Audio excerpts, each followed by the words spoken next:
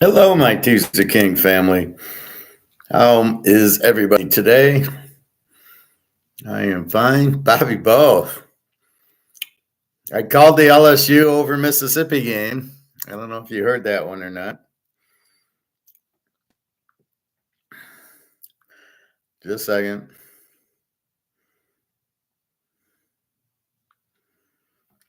So I went to Italy on my trip. Talking about that yesterday.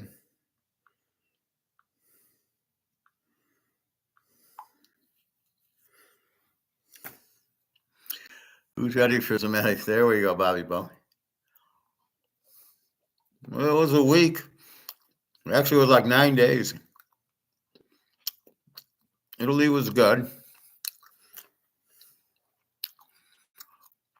I had a little pasta, but you know me, I didn't want too many carbs. I had a lot of meat, some chicken, some fish, some pasta. It was tough because it was a small city on the coast. So let me show you some pictures.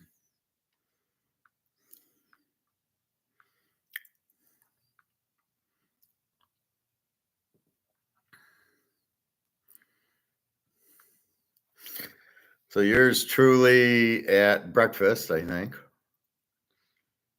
Oh no, this was at a nice restaurant. Near our last day. This is the view from our hotel. That's the Mediterranean. The same room, different view.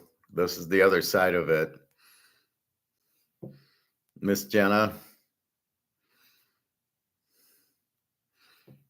Another view. I mean, you walk down. Let me get to the beach. This is on the beach. All these big rocks just made it really hard to walk. I think that's Jenna coming up here. And that was our little beach, our little lake. You can see the mountains in the terrain. It makes it very tough. So the blue stuff here is a restaurant. The restaurant on this side, and then you can see the cliffs, and you can see the traffic and everything. The roads go through this little tunnel, which isn't big enough for a bus and a car. Let's see. So you can see the beach. It's so many rocks. It hurt so badly. I had to walk with my shoes on. So again, more with the beach. Here's just a nice picture of the moonlight. This is at night. I don't know why I'm getting this reflection, but that's it. It was dark. This is I don't know where this is. This might be from Positano. But a lot of moonlight the way it reflects. This is the Mediterranean. All right. So anyway, so that was most of my vacation. Hard to get taxis. You ended up taking water taxis was better because it was quicker and it was the same price.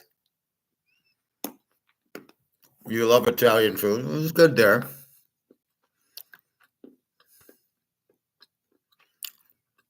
Nice view. Hey, Pat.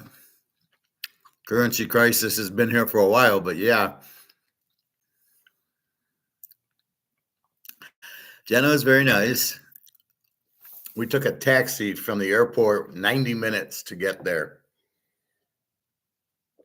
I was going to rent a car, but it was just the driving was horrible there. I think a lot of people rent these scooters like they have in Barcelona. I think that's how they get around because the roads aren't big enough. They're too narrow and everything. All right. Gold 26 got up to 26.95. I thought we were going to see 2,700 today. Then a little drop at noon and then shot back up. And I'm expecting 2,700 today, maybe about 5, 6, 7 o'clock. Silver 31.63. We know silver's due, and there's nothing you can do about it. You understand it's due. You buy more at this price is all you can do. It's price fixed. JP Morgan doesn't want the price to go up, or China or somebody with these solar panels and the military needs it for the Tomahawk missiles. So basically, I think I sat on my glasses a little. So no.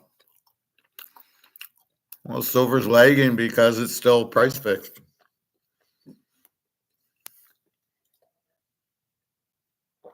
China wants silver, and they're keeping the price down because in COMEX, they can still do it. They can't keep the price down on gold.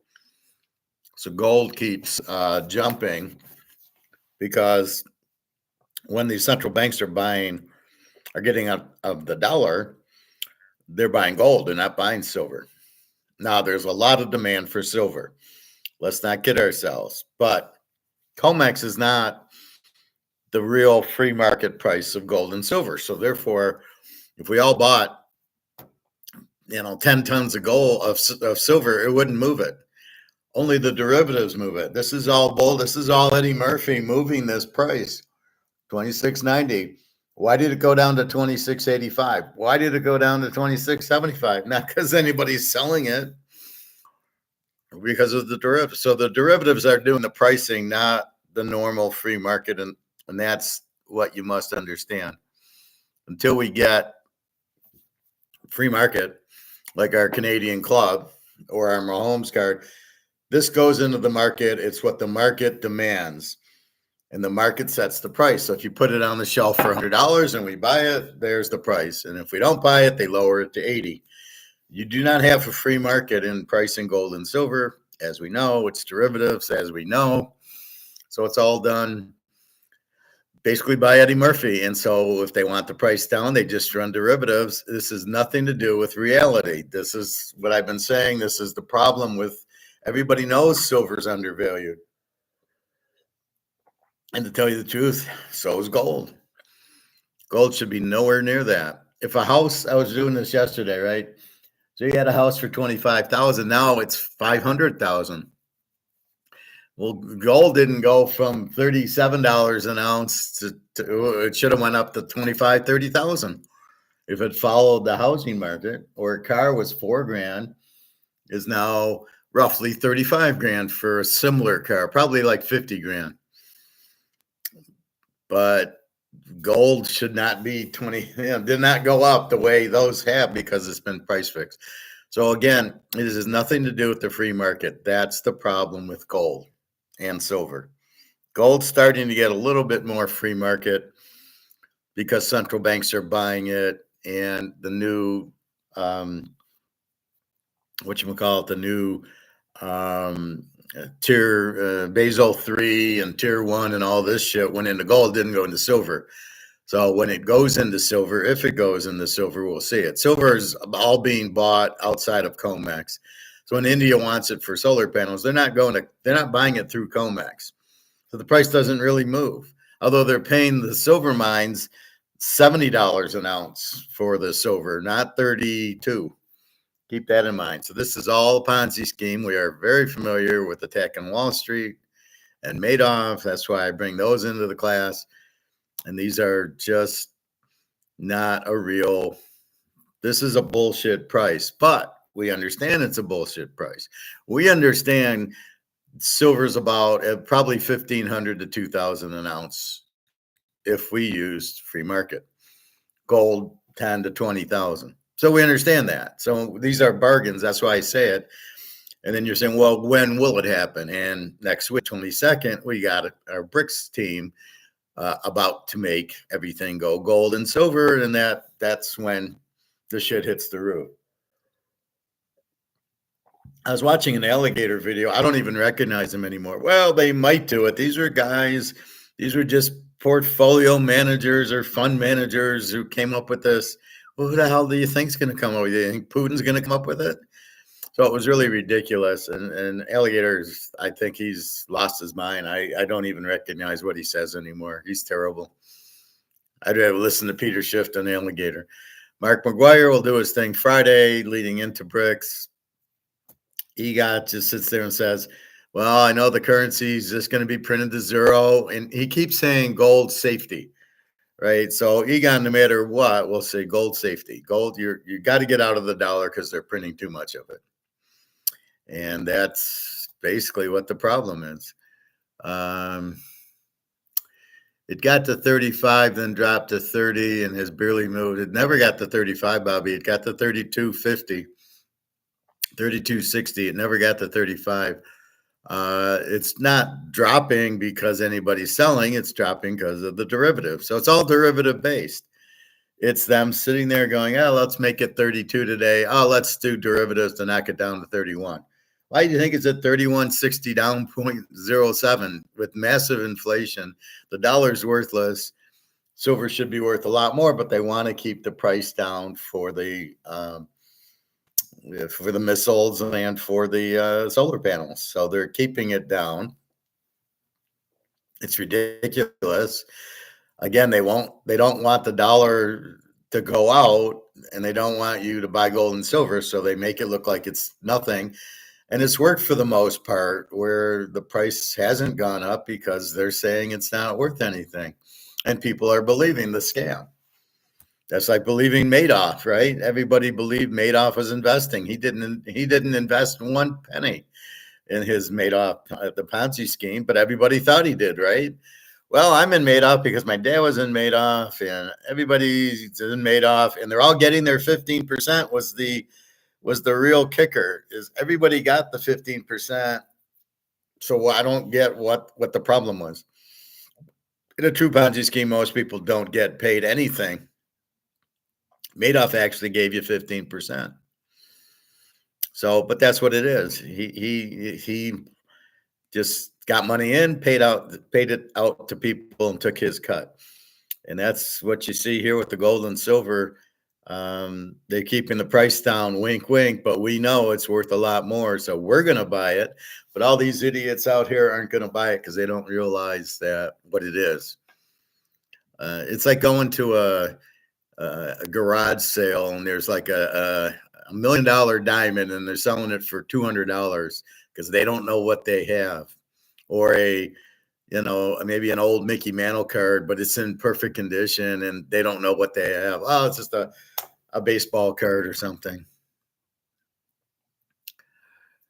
Did you have any steaks out there? Yeah, a couple of days. They weren't really that good. They were kind of thin, a lot of fat and bone on it. It was like eating a T-bone, but they didn't cut the fat out, and then you kept digging into the bone, so you ate it, but it was okay tasting. The one I had in Lviv or Odessa was much better in the Ukraine. Did you have okay? How about Jenna? Did you talk to her about metals again? Hopefully she still got hers. Yeah, she still has hers. She's worried about cashing it in. And I told her I don't know what's going to happen after next week if I'm going to be able to give you any money because I don't know if the dollar is going to be worth anything. Find a place, get spot for your gold, find a place that you can sell it. Go to a jewelry store. They are the ones who usually sell the gold or will buy the gold because they deal in gold. I said, so you might have to just rely on that for a while. She understands it. She was happy to get the gold. I think she keeps wanting me to marry her. So she keeps, did you get me a ring? And I'm like, no, I'm not. I don't want to go there. So I give her gold and say, here, take it. So I think she sometimes gets mad. Like, then what are we doing together type of thing. And I'm like, oh, I'm helping you out and whatever you want, but I'm not really looking to marry her because she can't come here and I can't go to Ukraine because of the war. So if she did come here, but she's got 2 kids and she's got a granddaughter and she's got her family in the Ukraine, she's not leaving. And I'm not going to go there because the war is on. So maybe if the war ended, it might be a different situation. But how do you live in the middle of a war? I mean, how does she do it? But I'm not going to go there.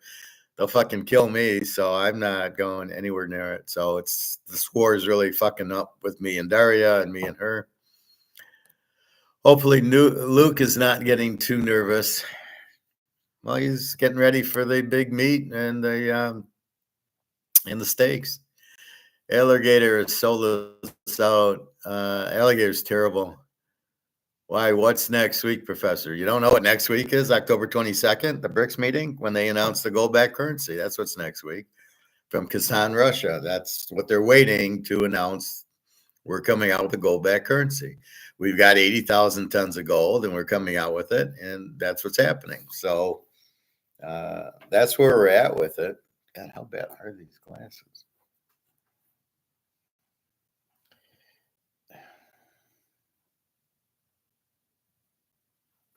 So once you've known about that for a while, Bobby Bo.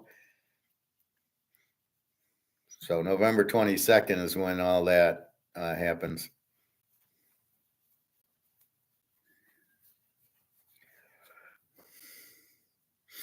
So when that happens, do you want to own gold or do you want to own money? Is really what happens. Yeah, I can't believe that war is still going on. For God's sake, it's 97-0. And Zelensky keeps going and going and going, and I don't understand what is the basis of the war. I mean, what, minerals and oil? Is that what the war is about? We don't want the Russians to have, because they don't have any minerals or oil in Russia. I mean, it's ridiculous. The whole thing is just run by the lobbyists and the elites who basically make a lot of money because of a war. I don't know how they make money because I don't know who's paying them. The defense contractors steal the money from the government because we give the money to the Ukraine, and then they give it back to us for the military. But it comes from us. Ukraine doesn't have any money. So when we give them $60 billion, 55 of it, Zelensky pockets 5 million, a billion. And the rest goes back to the contractors, but it comes from us. We're the ones giving them the money. So the whole thing's incredibly stupid. 97-0. The coach, coordinators, and GM have all been fired, and the stadium is empty, and they're still going. I know it's insane. It's like watching one of those games where it's a complete blowout, and the refs are still reviewing plays and dragging the game on. Exactly, and I think it's really starting to bother Jenna. I noticed she was drinking a little bit more, smoking a little bit more, just cigarettes. Getting agitated a little bit more. I'd say something, I read it in English. So there's a city, Pasatano, but it's pronounced Pasatono or something, or Tano. But I'm pronouncing it as I read it, Pasatino. And it's Pasatano or something, something stupid like that. And she's getting upset. It's Pasatano. And you're like, who gives a fuck? The whole world's at war. The inflation's heavy. We need gold. And you're worried about how I pronounce a word that I read in English as Pasatano or Pasatano or whatever. Anyway, so she was getting a little bit like that. I think she's getting really drained from the war, the stress. She can't work. Her son's looking for a job. He went to Odessa and couldn't. He went for a job, and then after a week, they had to let him go. So there's not a lot of jobs in the Ukraine. How are they supposed to live? He can't leave the country because he's a man, so they won't let men leave. So I guess he has to work. So at least he's not in the army, but he has to work. So it's crazy. So anyway, that's what's going on. It's starting to take its toll on her, unfortunately. So that's why I give her like the week. I mean, she was thankful I gave her the week. I don't think she really understands me. I'm just trying to be nice to her to get her out of the war and give her a nice vacation, on the Mediterranean. And she's definitely getting like frustrated and tired of the war, fucking war, this and that, a lot of drinking. So, that's understandable. And I was so stoic because she would bitch at me about the name. And I just was very, very stoic. Like I didn't yell back at her. I just said, okay, no, whatever. And I finally said, like said, I don't really care what the name is. It doesn't matter to me. What matters to me is that I'm got you out of the war for a week. That was what it is. And I set up. I mean, we had to take taxis. If you ever have to do this, go through bookings. If you book the hotel and book the taxi. Guy came for me 6 a.m. when my flight arrived. He was right there with the sign. And then to go, it's 3 in the morning. I'm fucked. If he doesn't show up, there's the hotel's not open at 3 in the morning, and I'm never gonna find a taxi. So if he doesn't show up, I'm fucked. And the guy texted me, I'm on my way, and he said, I'm here. And I got up at 2 in the morning yesterday, and Wednesday, and I'm so exhausted. So I got up at 2 a.m., which is go back 6 hours. So I got up at 8 p.m. Tuesday and got to Detroit 2:30 p.m. after two flights. So I was up, well, a good 24 hours because I didn't go to bed after 8 p.m. So it was 8 p.m. I got to bed, I think, midnight. I somehow locked my bathroom door.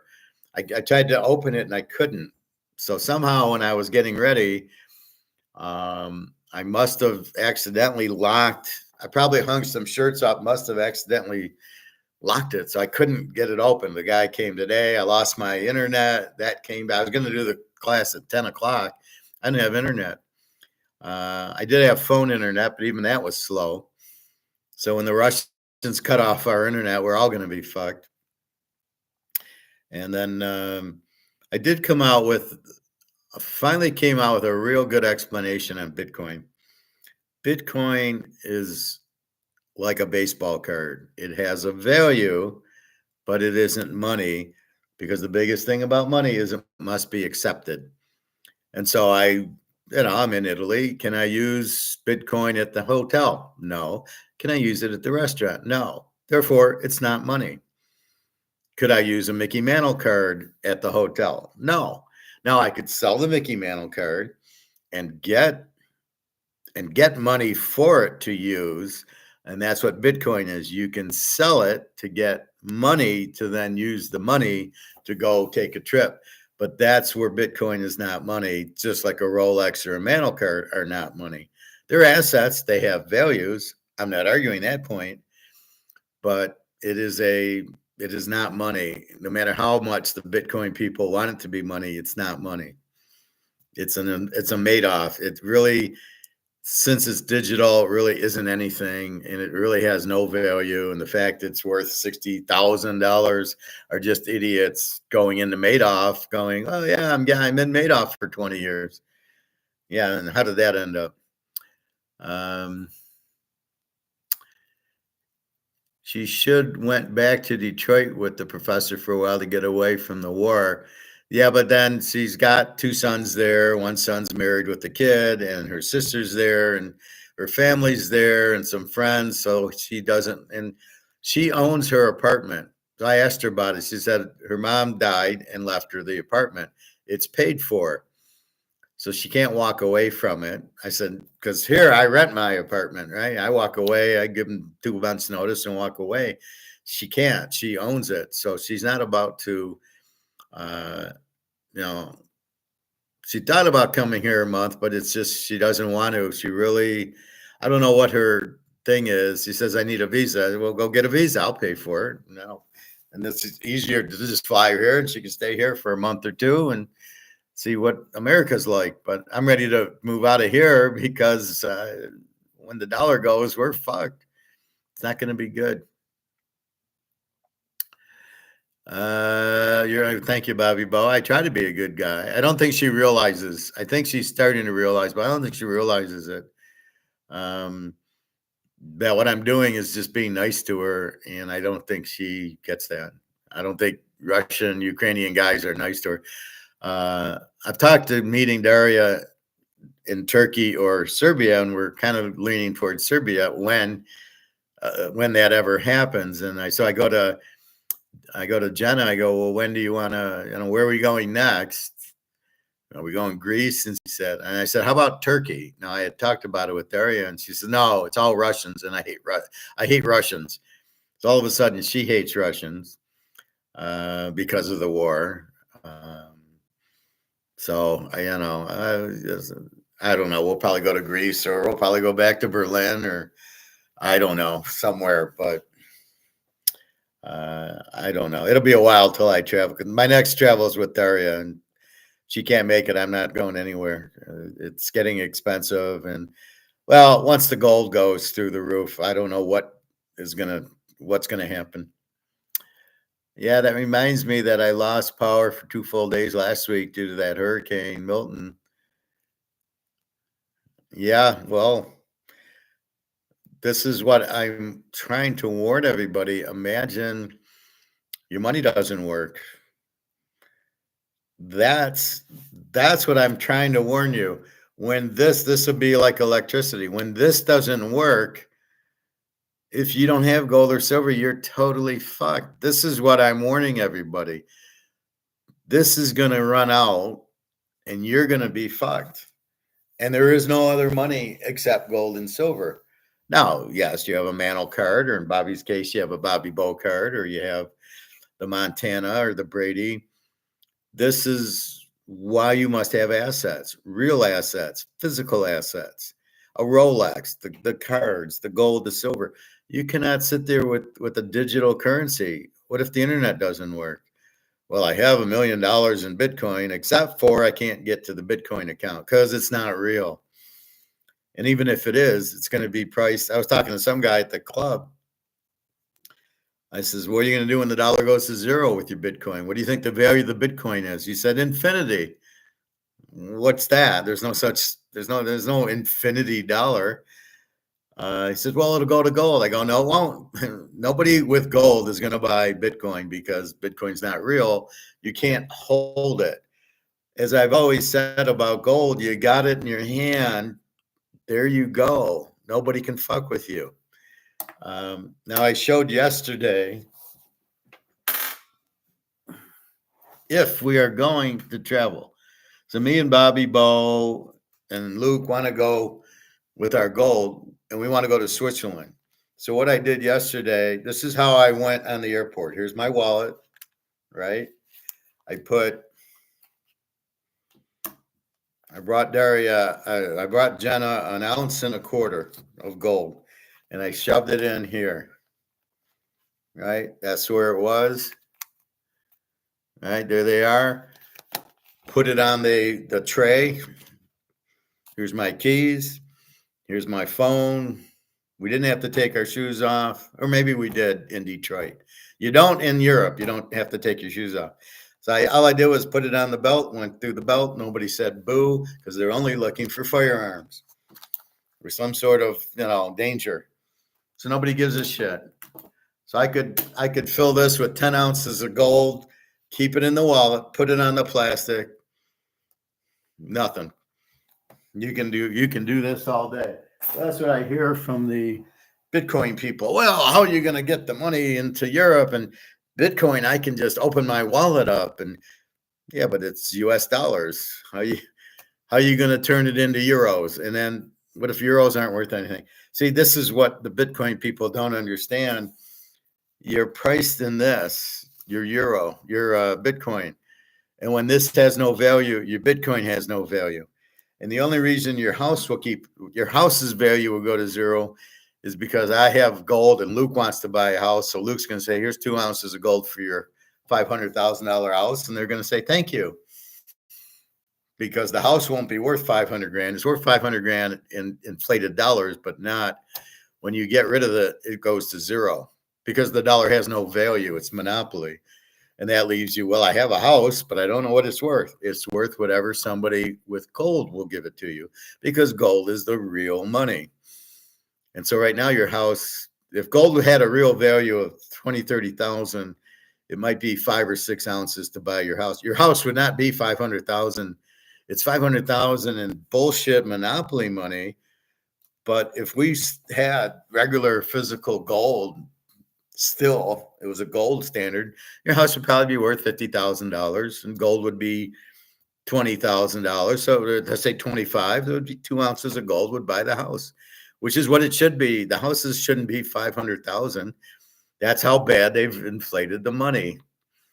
Then I was talking to some guy in the hot tub today about what is inflation.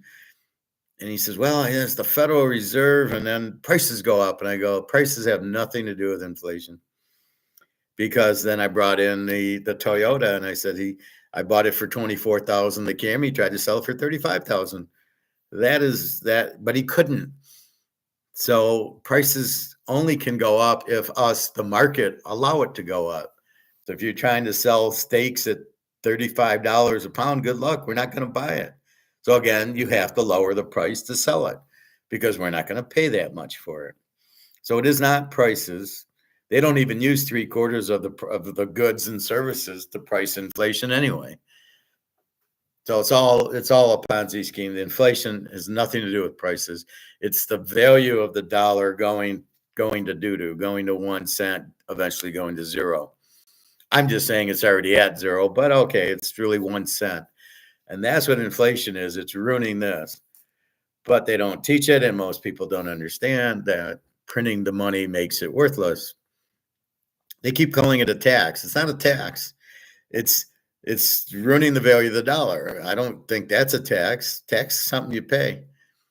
That was the other thing in Italy. We go to a restaurant, and me and Jenna was down. It's $6 to sit down, €6. They charge this little tax for 2 people. So 4 people, it'd be $24. No, it'd be $12 just to sit down. It's like, okay, you're buying the seats at the table like you're at a ball game. Oh, you want food? Okay, well that's going to be more. Then they bring you the bottle of water. That's not free. Then you get drinks and then the dinner. Most dinners there were like €25 for spaghetti, fish, steak. They're all pretty much $25. So anyway, that's just another thing they do there.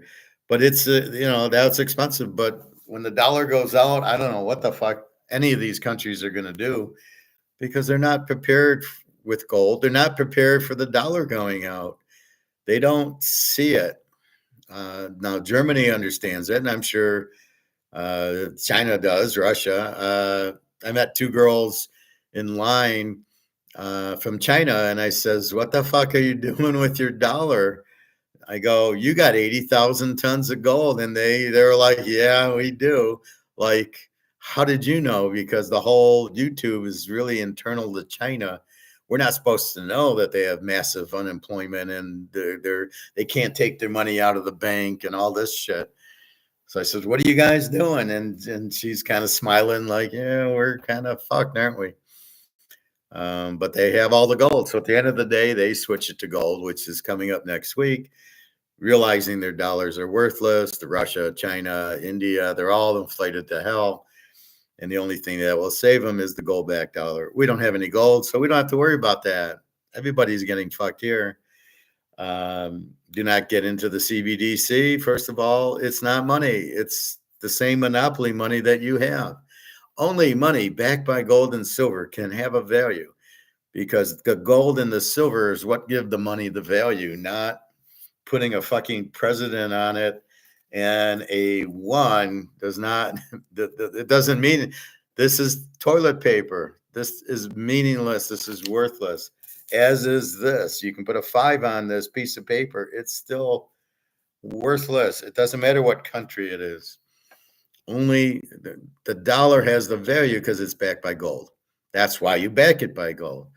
And the reason gold never goes out is you can't print it, so you can't inflate it to zero. That's why gold's been around for 5,000-6,000 years, is because only what comes out of the earth, and then nothing gets, you can't print it or copy it. So that's all there is. And there's a lot more people now.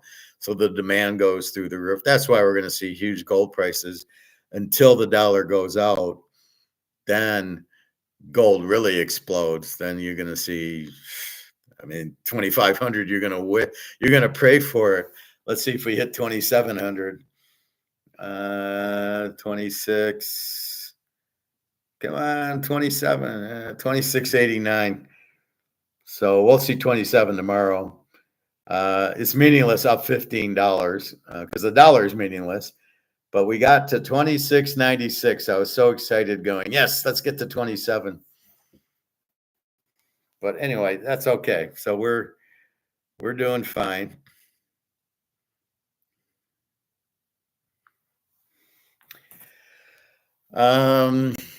So again, you've got to understand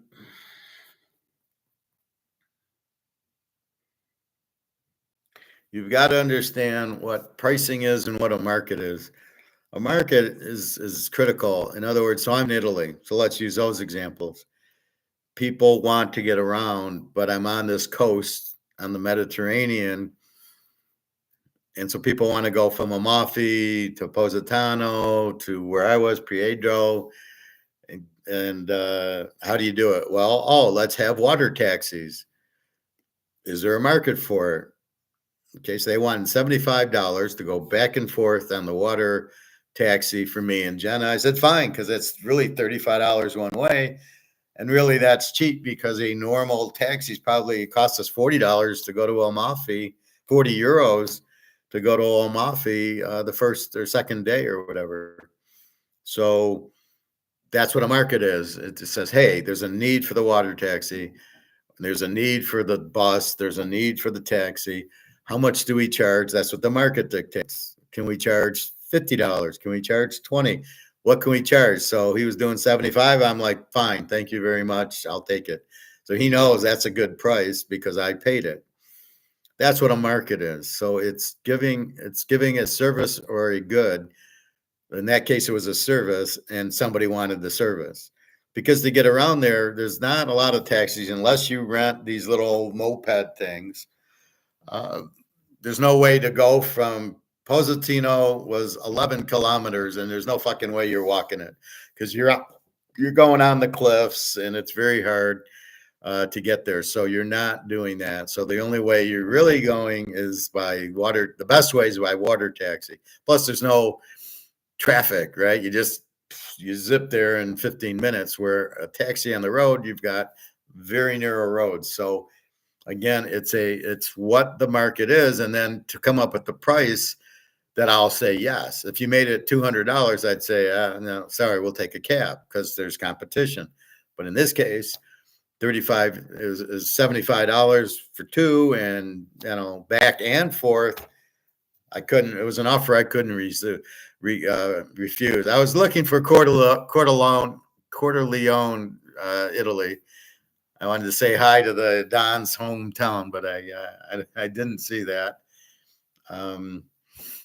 But anyway, that's what a market is. So people can't get around. We'll have water taxis. There's demand for it. What's the price? Okay, we got to compete with the driving with the car taxis. So that's what they did. That's why competition so important, and that's what the market tells them what they can charge for it, and that's exactly what it is. So that's what a market is. And when you compare this, they don't want it to compete with gold because it can't. Everybody will take the water taxi over the other taxi, right? So this can't compete with gold. That's why they keep trying to keep the gold price and the silver price so low, because it can't compete with it, because you printed $250 trillion versus there's only 250,000 tons of gold that's out there in the world that the whole world wants, right? All the central banks are buying. So it becomes, it's an impossibility. That's why you got to have competition. And the dollar is trying to not be a competition. The central bank's trying to be a monopoly. The whole system needs to be blown up. CBDCs will not help. They're just control. I don't know what are they going to do? You're going to want to get Chinese food. They're going to say, no, you can't get Chinese food. Go get McDonald's. What are they going to do with the CBDC? I want to fly to Switzerland. Are they not going to let me fly to Switzerland? I don't think, because the way the businesses work, you got airlines going to Switzerland. So you're going to want to kill their business. So this is where I'm not following the CBDCs and the whole control issue. I don't follow how that can be. Uh, Believe me, you're not. McDonald's is not going to let me eat there, or go to barbecue or Chinese or fly to Italy. I mean, I don't see how the CBDCs are going to say you can't do it. So I don't see the control. Now, do they know I went? Yeah, I got a fucking passport that says I went to Italy and back. I got a plane ticket that says I went to Italy.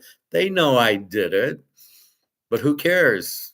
What are they going to do with that information? I didn't do anything wrong, nothing illegal. So that's why I don't really get they have control and they'll see what you're doing. They do that now. You take 10 grand out of your bank. Hey, well, what's it for? It's none of your business. It's my money. I work for it. It's my money. So this is the real problem, that everybody's getting scared. But if it's not backed by gold, it won't last anyway. You come out with the CBDC, it's not backed by gold, and they're going to print it. Do you really want to be involved with it? Hell no. Problem is, what's going to be the competition? Well, in my mind, because of the mafia and all the drug stuff that they do, this will never go away. You want to go to a casino and play, you need this. You can't, you don't use your credit card. They don't want it. They want cash because they take the cash and steal it. So they're a cash business, the drugs and the casinos. And that ain't going anywhere because we all know who runs those places. And I can assure you it's not the Boy Scouts. I'm stealing that from Rodney Dangerfield. And that was when he goes back to school one. And he's talking to the professor about the building the widgets, and he says, "Oh, I'm sure those people are not the Boy Scouts who you got to grease the hands to get the permits and stuff." But that's never going to go away. So there's always going to be that, and then we have us gold, silver people who are smarter than the average bear. We understand what they're doing, and we are countering it. Like getting off the Titanic, you need a lifeboat. Getting out of this mess, you need a lifeboat. I mean, people can't be this stupid. The fucking the $36 trillion in debt.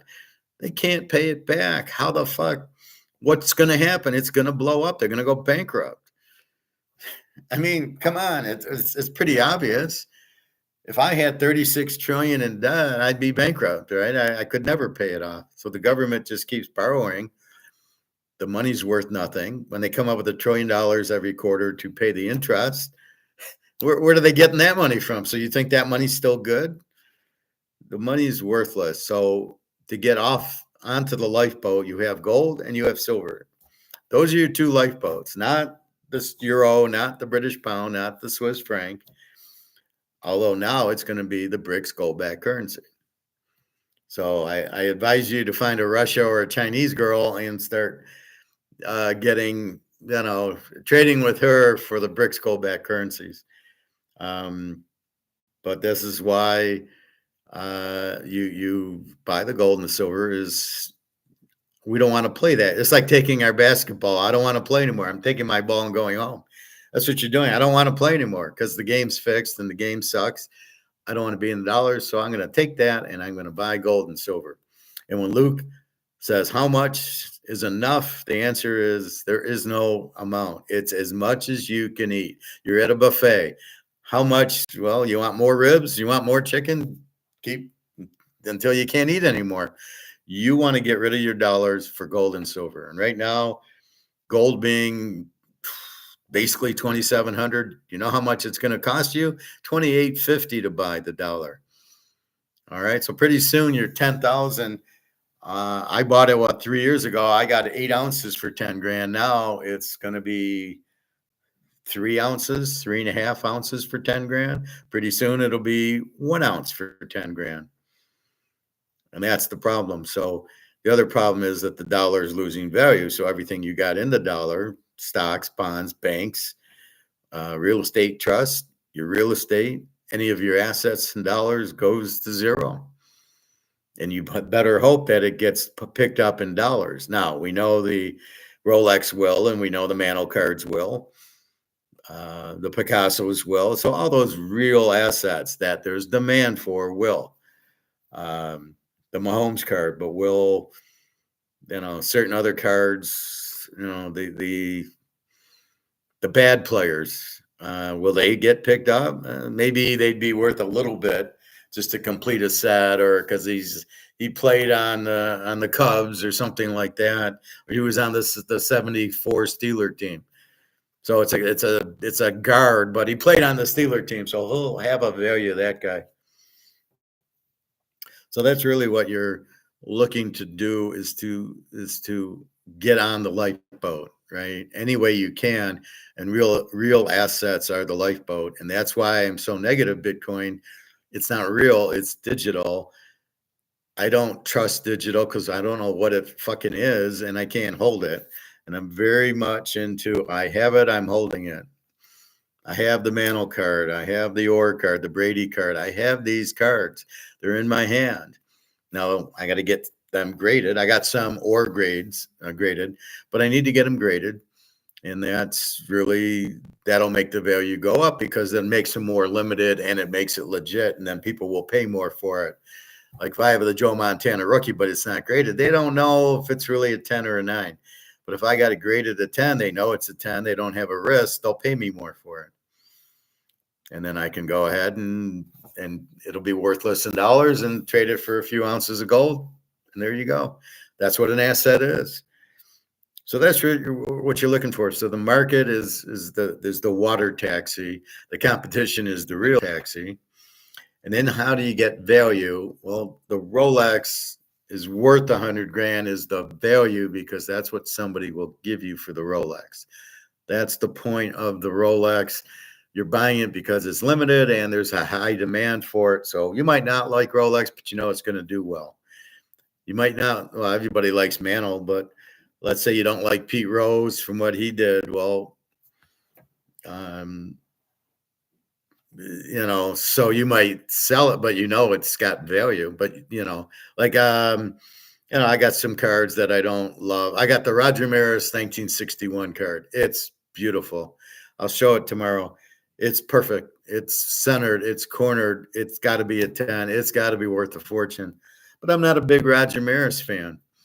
So I would rather take the money and turn it into gold. Now, I don't want to get rid of my Mantle, and I don't want to get rid of my Montana rookie unless I really have to. But I have a multiple of options of other cards that I have.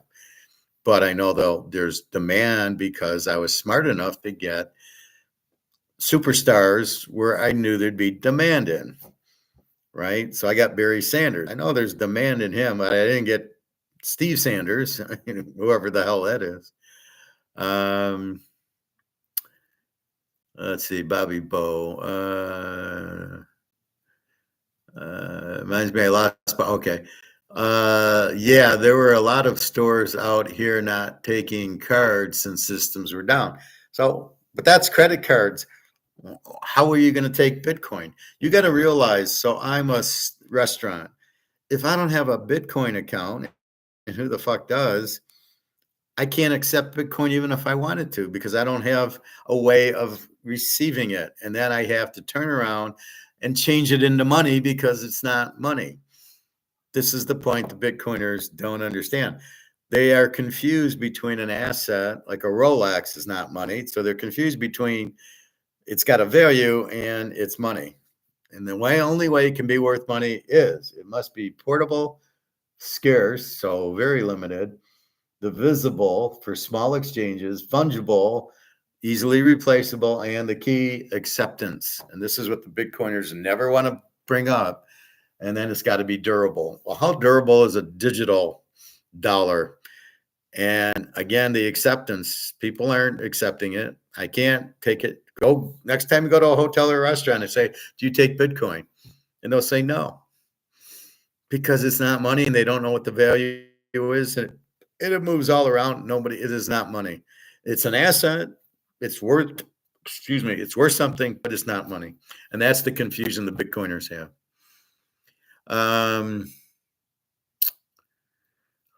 No gas, nothing. Traffic lights were not working. Trees in the street. It was crazy. Yeah, well, that's the beauty of the hurricane. My house did not get any real damage. Well, that's good, Bobby Bow. And all but some people got fucked. I know my friend Scott lives in the Orlando, Tampa area. I think he lives more in Orlando, and he said they evacuated Tampa. That everybody had to leave a couple days before. Uh, yeah, I remember I bought my silver coins back from Texas that time, and I was good. You brought them back, okay? How about Italy? Are silver prices higher out there? I didn't check. I could I the odds on me finding a silver or gold store in that little town or those towns around it were very slim. So I did go to Amalfi and there was a jewelry store. And I told Jenna, wait a minute, I got to go do business. And so I asked the woman running the store. Now it was more jewelry. There was some gold jewelry. I said, do you have any coins? She says, not real ones, just fake ones. So she didn't have gold or silver coins that we want. She didn't have that, but I did ask her at a jewelry store. So I don't know what they were. They're probably the same $32 we sell here, only in euros. I was thinking, what happens if I went to Canada and sold some of my silver out there? What are you worried about? You would go to a jewelry store like we go to, or a coin store, say, I have some silver, and he'd go, okay, I'll give you hopefully spot. The difference is you got to understand the Canadian dollar is not as strong as the US dollar. So if it's $32 American, it's probably $40 Canadian.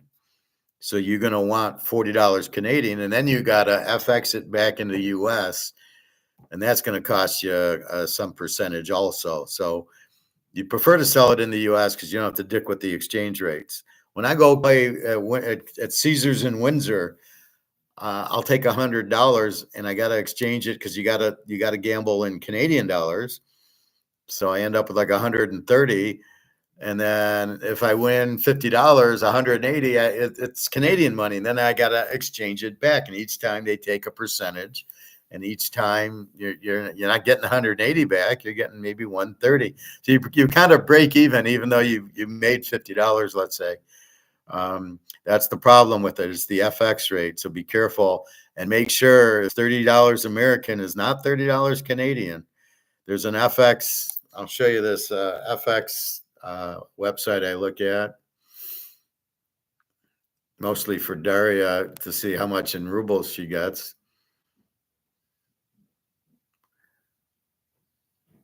Let's see.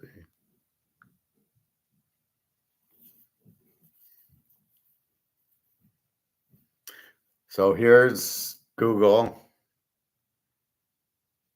And the third one down, FX rates versus US versus the euro. So right now, $1 buys you 92 cents euro. So it's not even money. But we can go on here and I can go US dollar. Let's go to Canada. So I switched it to Canadian. $1 gets you $1.38 Canadian.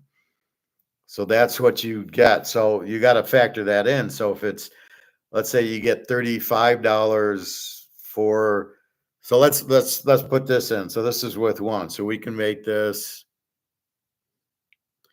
let's say it's $35 an ounce.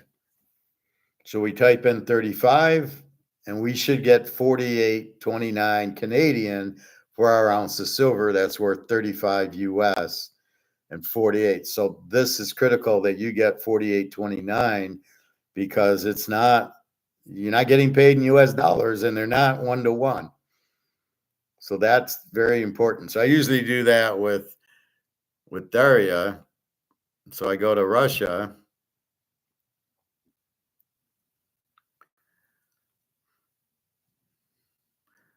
So when I help her with rent, so I give her 220 US dollars, she gets 21,427 dollars in rubles.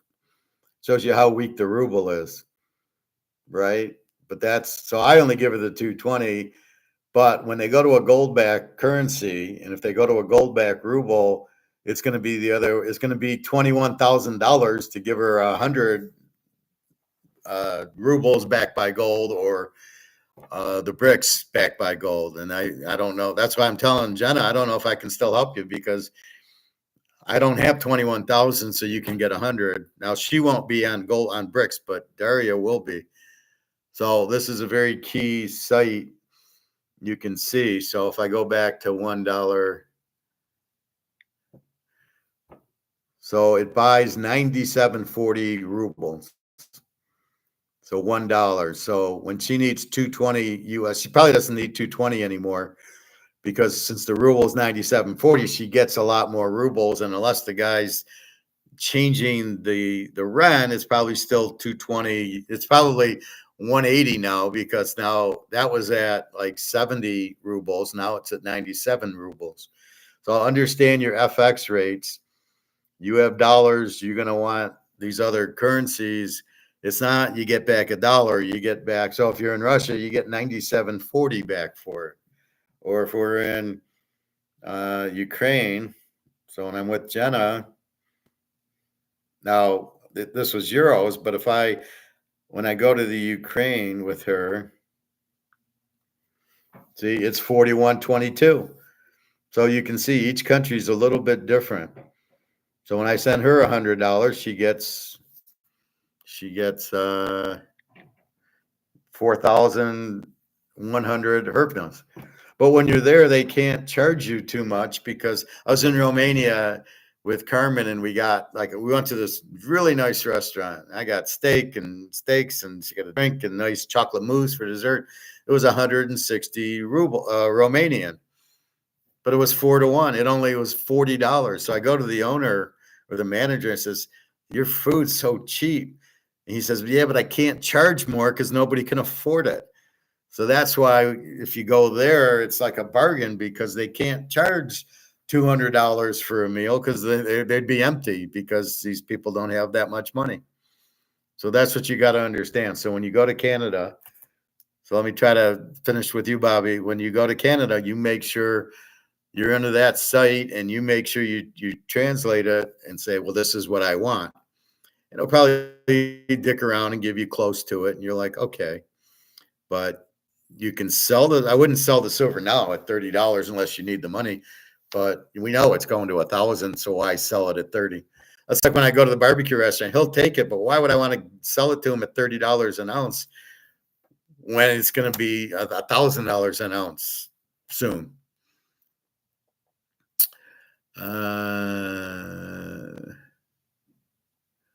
By the way, I need to slow down on the dark chocolate. I'm having more squares than I should. Yeah, you can only have like really on a normal, it's like 4 squares.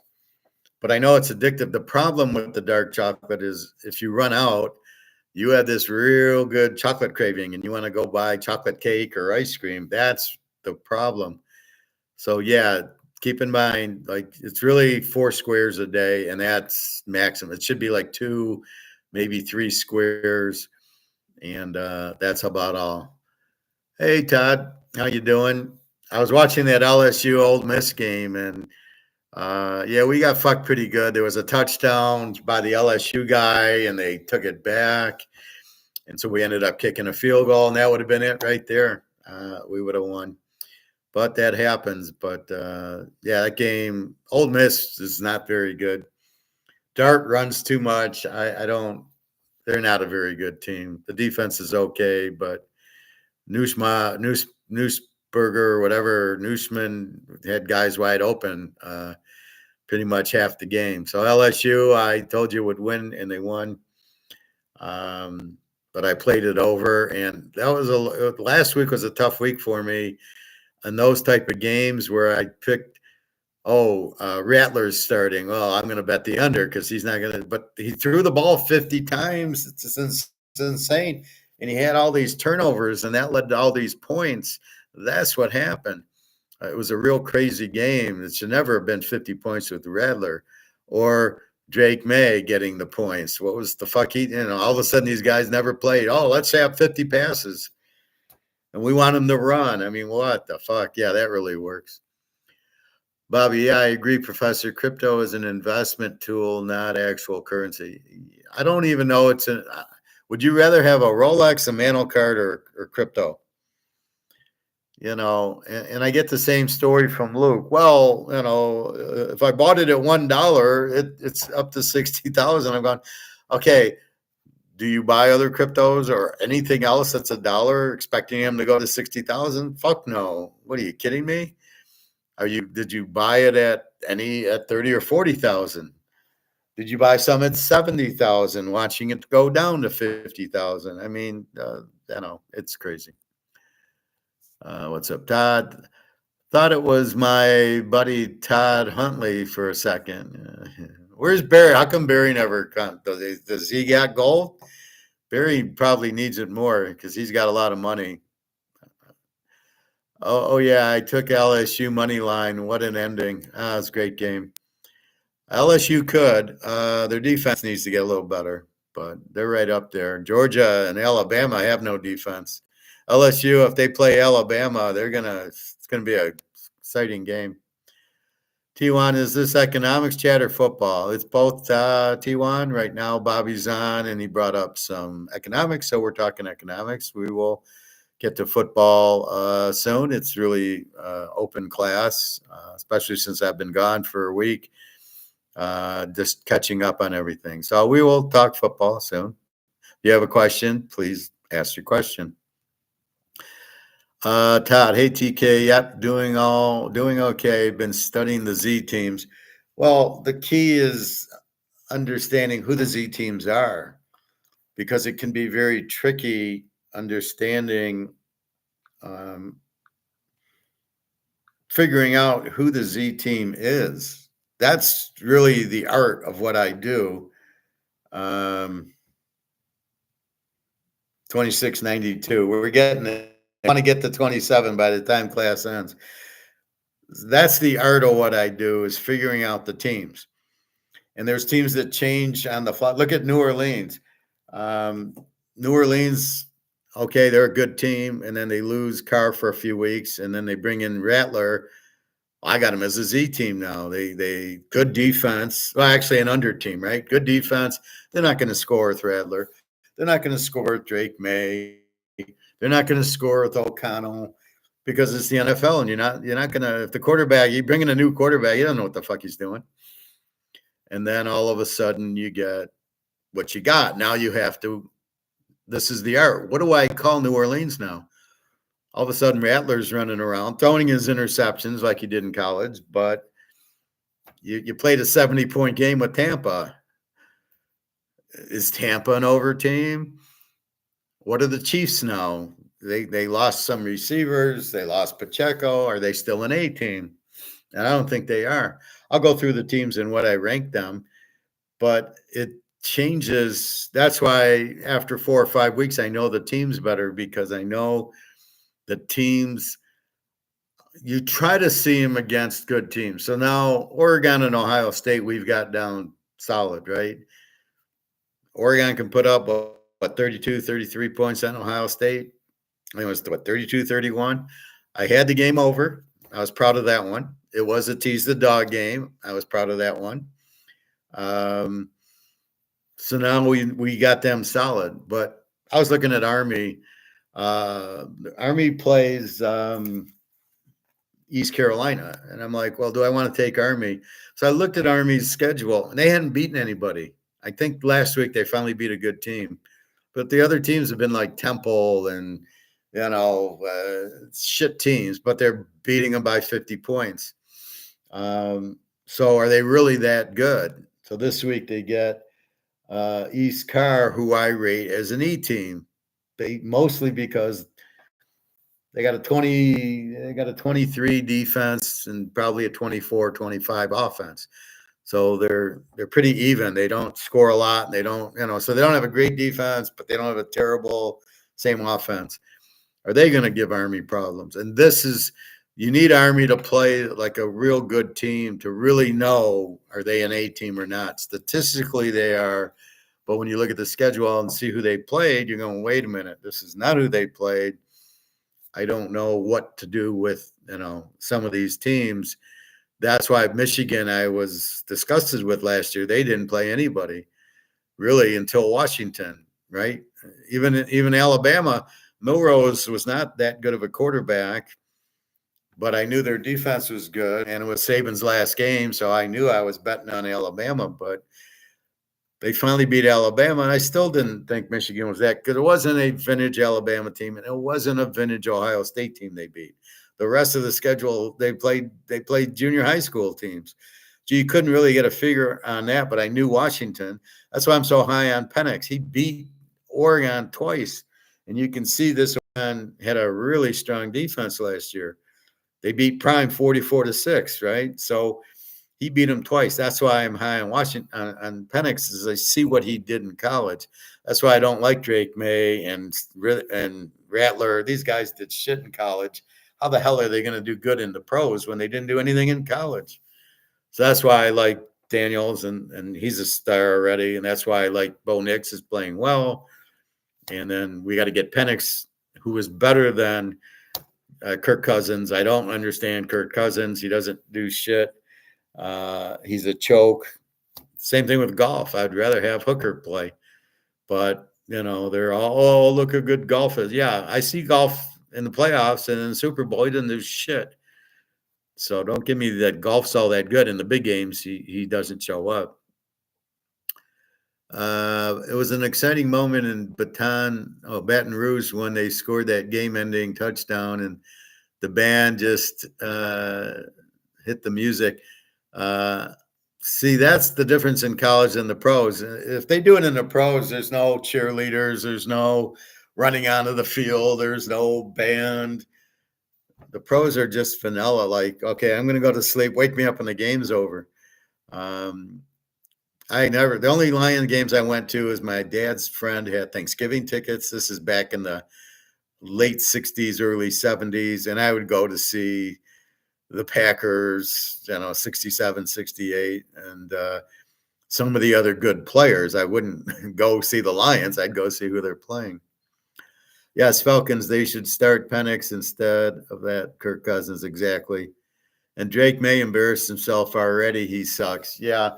And all the announcers try to do is make him like, look how good Caleb is. Look how good Drake May. Oh, what a pass by Caleb.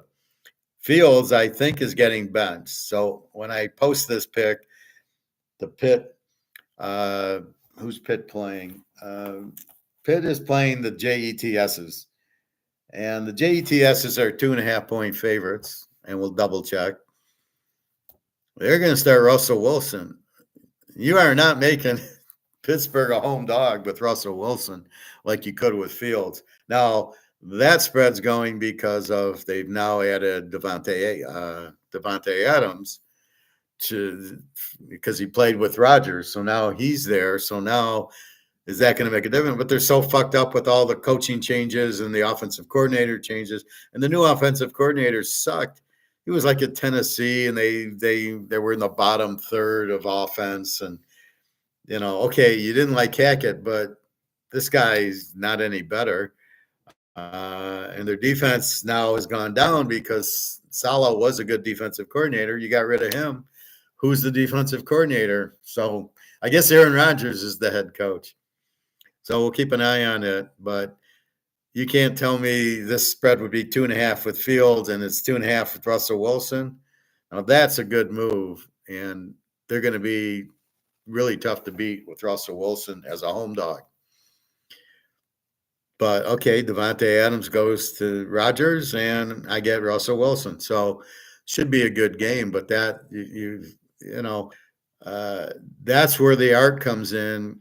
Todd is figuring out New Orleans with Rattler. Now Carr comes back, figuring out O'Connell at Oakland. He's terrible. What in God's name do you think he's good at? Because he sucked at Purdue. What are you thinking about? And then you got Drake May, who sucked at North Carolina. And they keep going to these, well, this guy's a good runner. No, it's a quarterback. I want a guy who can throw the ball. I don't really want a guy who's a runner. Who's talking to me here? Daria.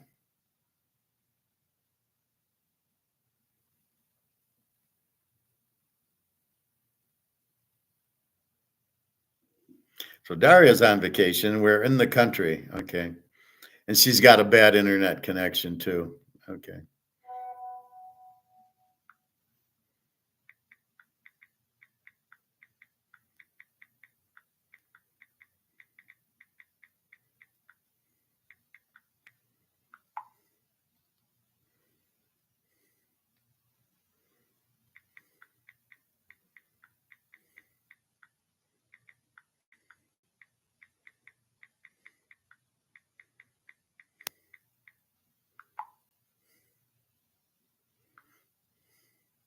So Daria is having the same issue with the internet.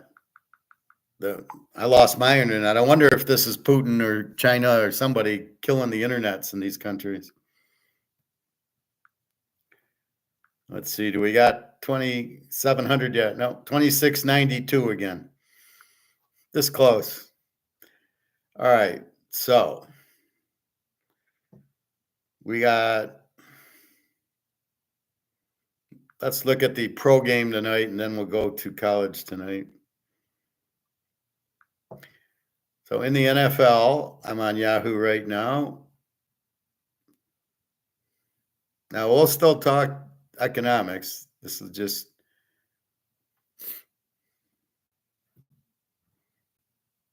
all right. We got Denver, New Orleans. We got Denver's now 3-37. I believe I posted this play already.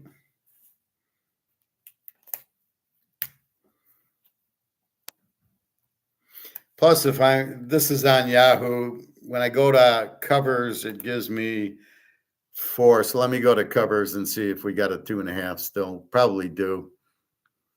And this is where you shop because it's important to get the 2.5 plus 3.5. Yeah, there's a 2.5 at FanDuel. So you could still 2.5 it, which makes it a 3.5, or the over under is 37.5. So if we break this game down, we got Denver an under team and New Orleans, I don't know anymore. With Carr, they were an over team. There was 16. Denver's a 16 defense, really good defense. Sean Payton's got them playing well. New Orleans a 25 defense, and we saw the abortion last week. Denver gets 278 yards a game, but it's going up because Bo Nix is getting more comfortable, which is why they need to play in the preseason. And New Orleans has 320 yards, but not with Radler. We got Nix against Radler. We got an over-under of 37. And I had to adjust my score for Radler. So my score is one thing. So do we think Radler's the answer? What do we do with the total? Is it an over or an under? Radler is such a mystery. We don't really have that shown. So we really don't know.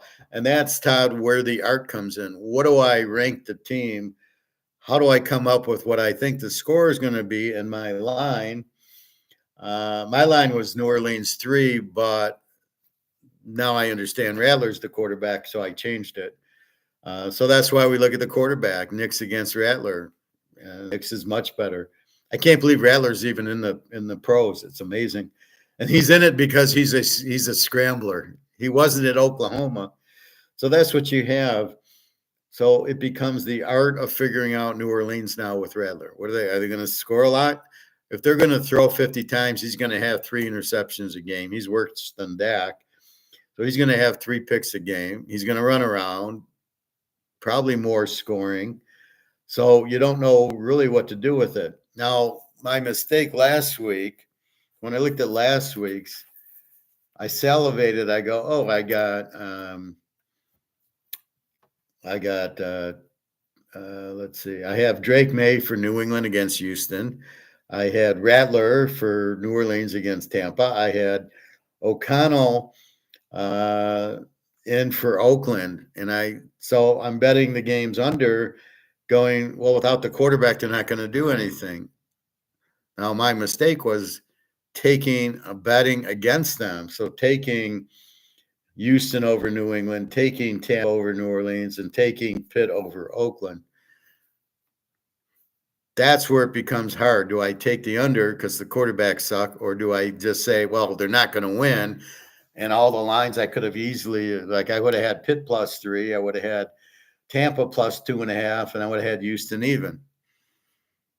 So that's how it goes. It's those are my biggest decisions. Once I figure out the team, now the way I figure out the team is mostly looking at who they played in other games. So I'm looking at the team. I'm looking at, you know,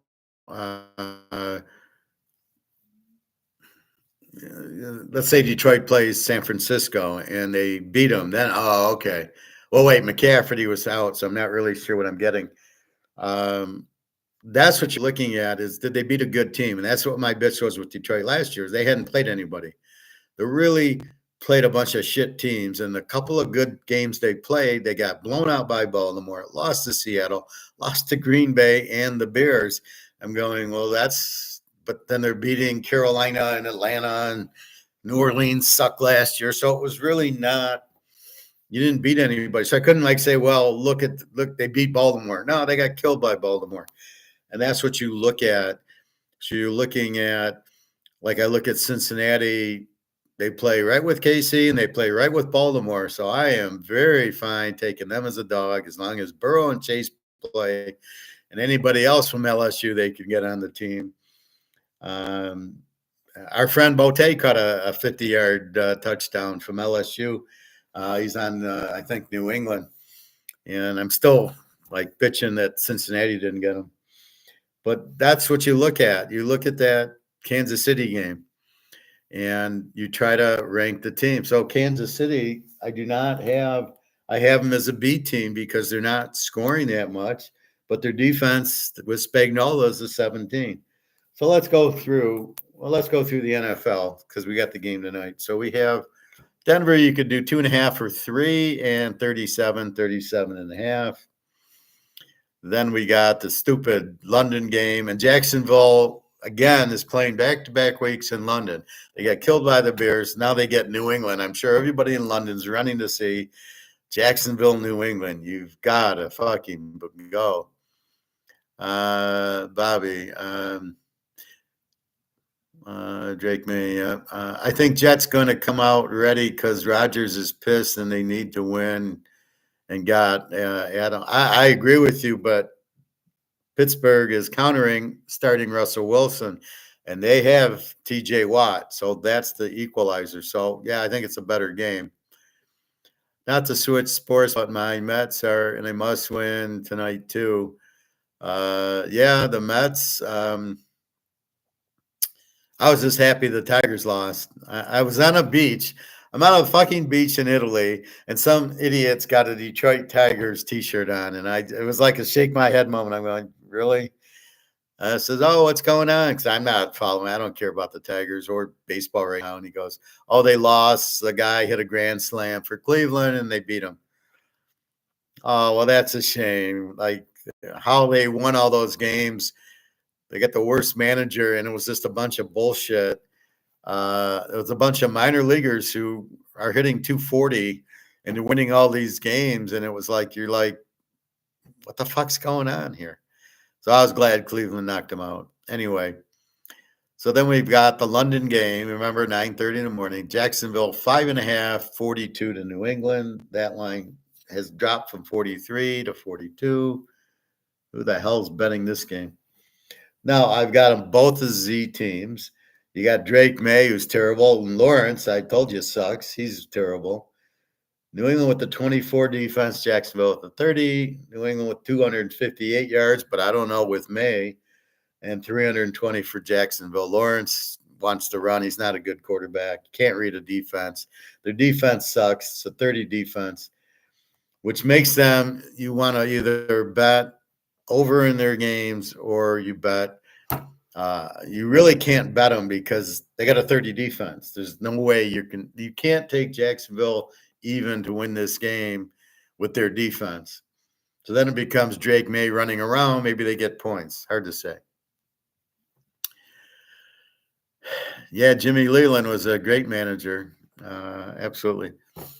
What's up with Jacksonville playing back-to-back? Well, they're already there, right? So they made a deal, their owner, some Sean Chacon or something like that. He's a sheik from the Middle East, and so he probably has all these big accounts in London where he hides his money. So they go and they play one game a year, and then they figure, well, we might as well play two games, which really fucks them up because then they get used to the London time. Then they got to fly back to Jacksonville and get reacquainted with the U.S. time. Look at me, I'm a vegetable today. I flew all day starting Tuesday morning. And it was the 16th. I flew at 6:40 from Italy to Frankfurt, and I flew at 11 o'clock, I believe, and got into Detroit at 2. I'm a vegetable. I couldn't play football. I couldn't play golf right now. I just went to the pool to run a little bit and take a hot tub. I mean, I'm like, no, this is not ready to play. So I think his motive is they'll play 2 weeks because they don't have to then travel back and forth. But that's 2 home games they lose because they're playing them in London, the home games. So it's insanity. I guess he must make more money playing in London than he does playing in Jacksonville. Anyway, 542 there. I don't know how you bet this game. First of all, I don't like to travel. New England, I don't know what I'm getting with Drake May. At least per set, I knew what I was getting. I know what I'm getting with Lawrence. He sucks. And I know they got a 30 defense. So this is almost an over game, but New England's so bad, you don't know if you're going to score with them. So it's a very, very tough game. Lawrence is pathetic. Yep. Him and Watson have hit rock bottom big time. I don't know what's wrong with Deshaun Watson. If he's their best chance to win, Cleveland has given up. They got Amari Cooper they gave away. So, yeah, Cleveland's just they're going for – they must be going for the number 1 pick.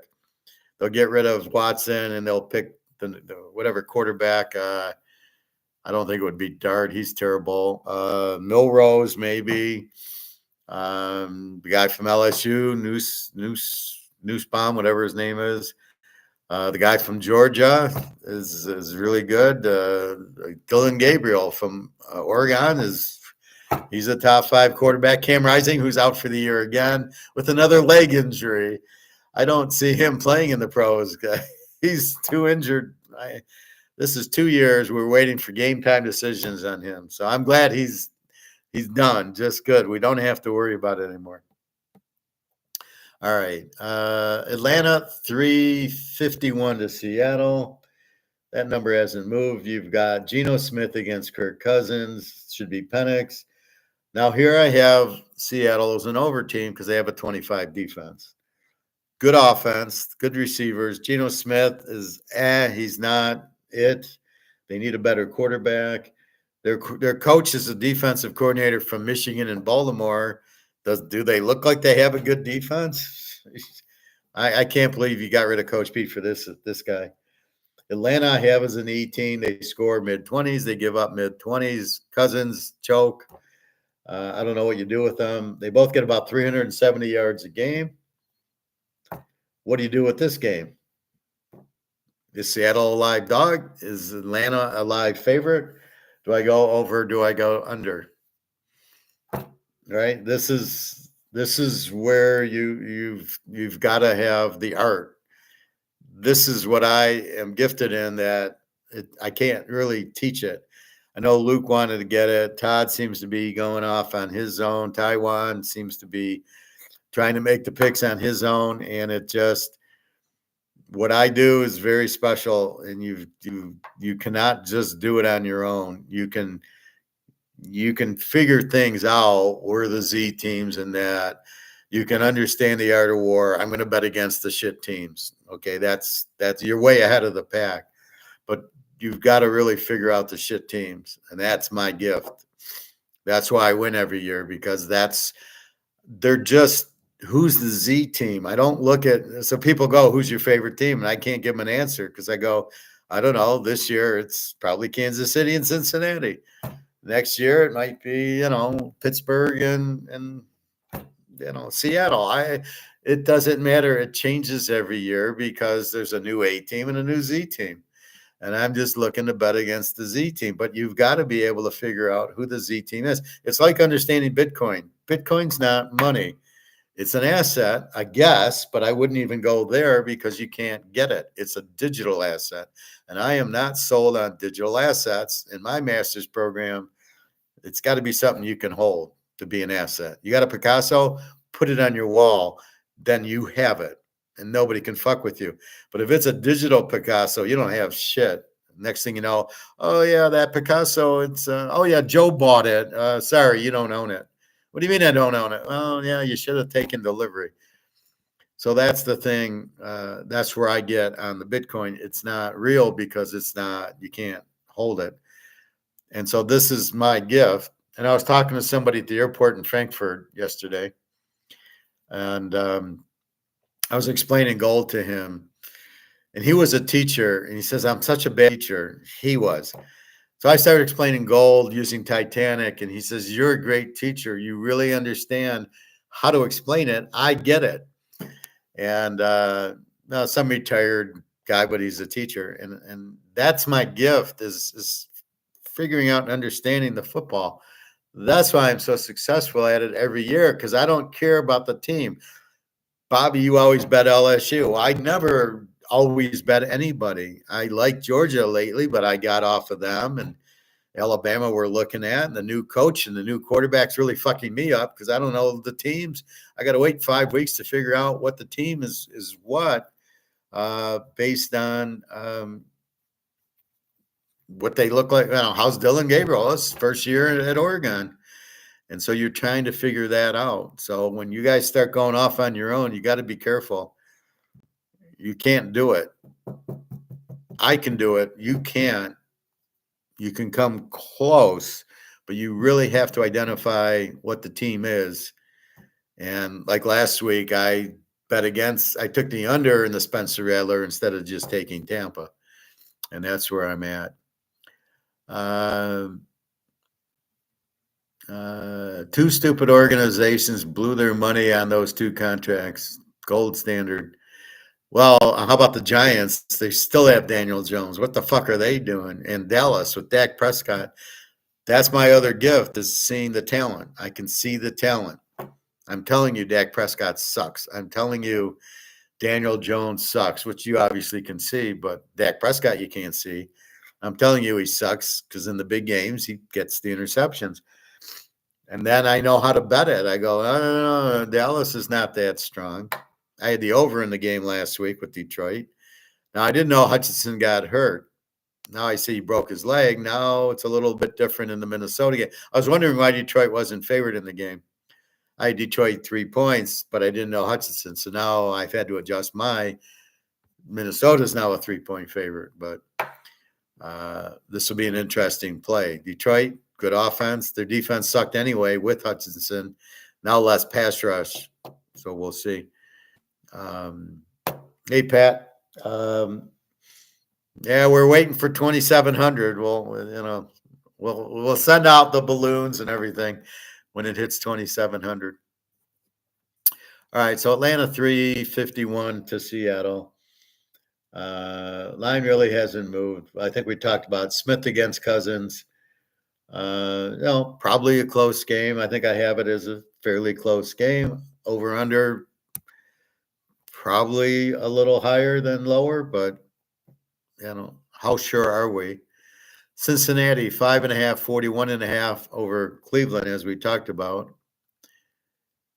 Well, yeah, the futures. I'm waiting for the spot. The futures were 27.10. I saw earlier, so that's where the spot's headed. But yeah, we're hoping soon we'll see 3,000, and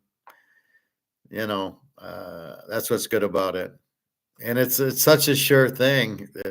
Gold's going to keep going up. All right, Cincinnati 5.5, 41.5. Cincinnati, I got them as a B team. They got a 25 defense. Or do I have them as an over? I think they're an over, but I call them a B because of Burrow and Chase. They got a 25 defense. They get 350 yards a game with Burrow, and he's got like 12 touchdowns and 2 picks. He's the man. Then you got Cleveland. Now, what do I do with Cleveland? I got him as a W. They got a 24 defense. They don't score.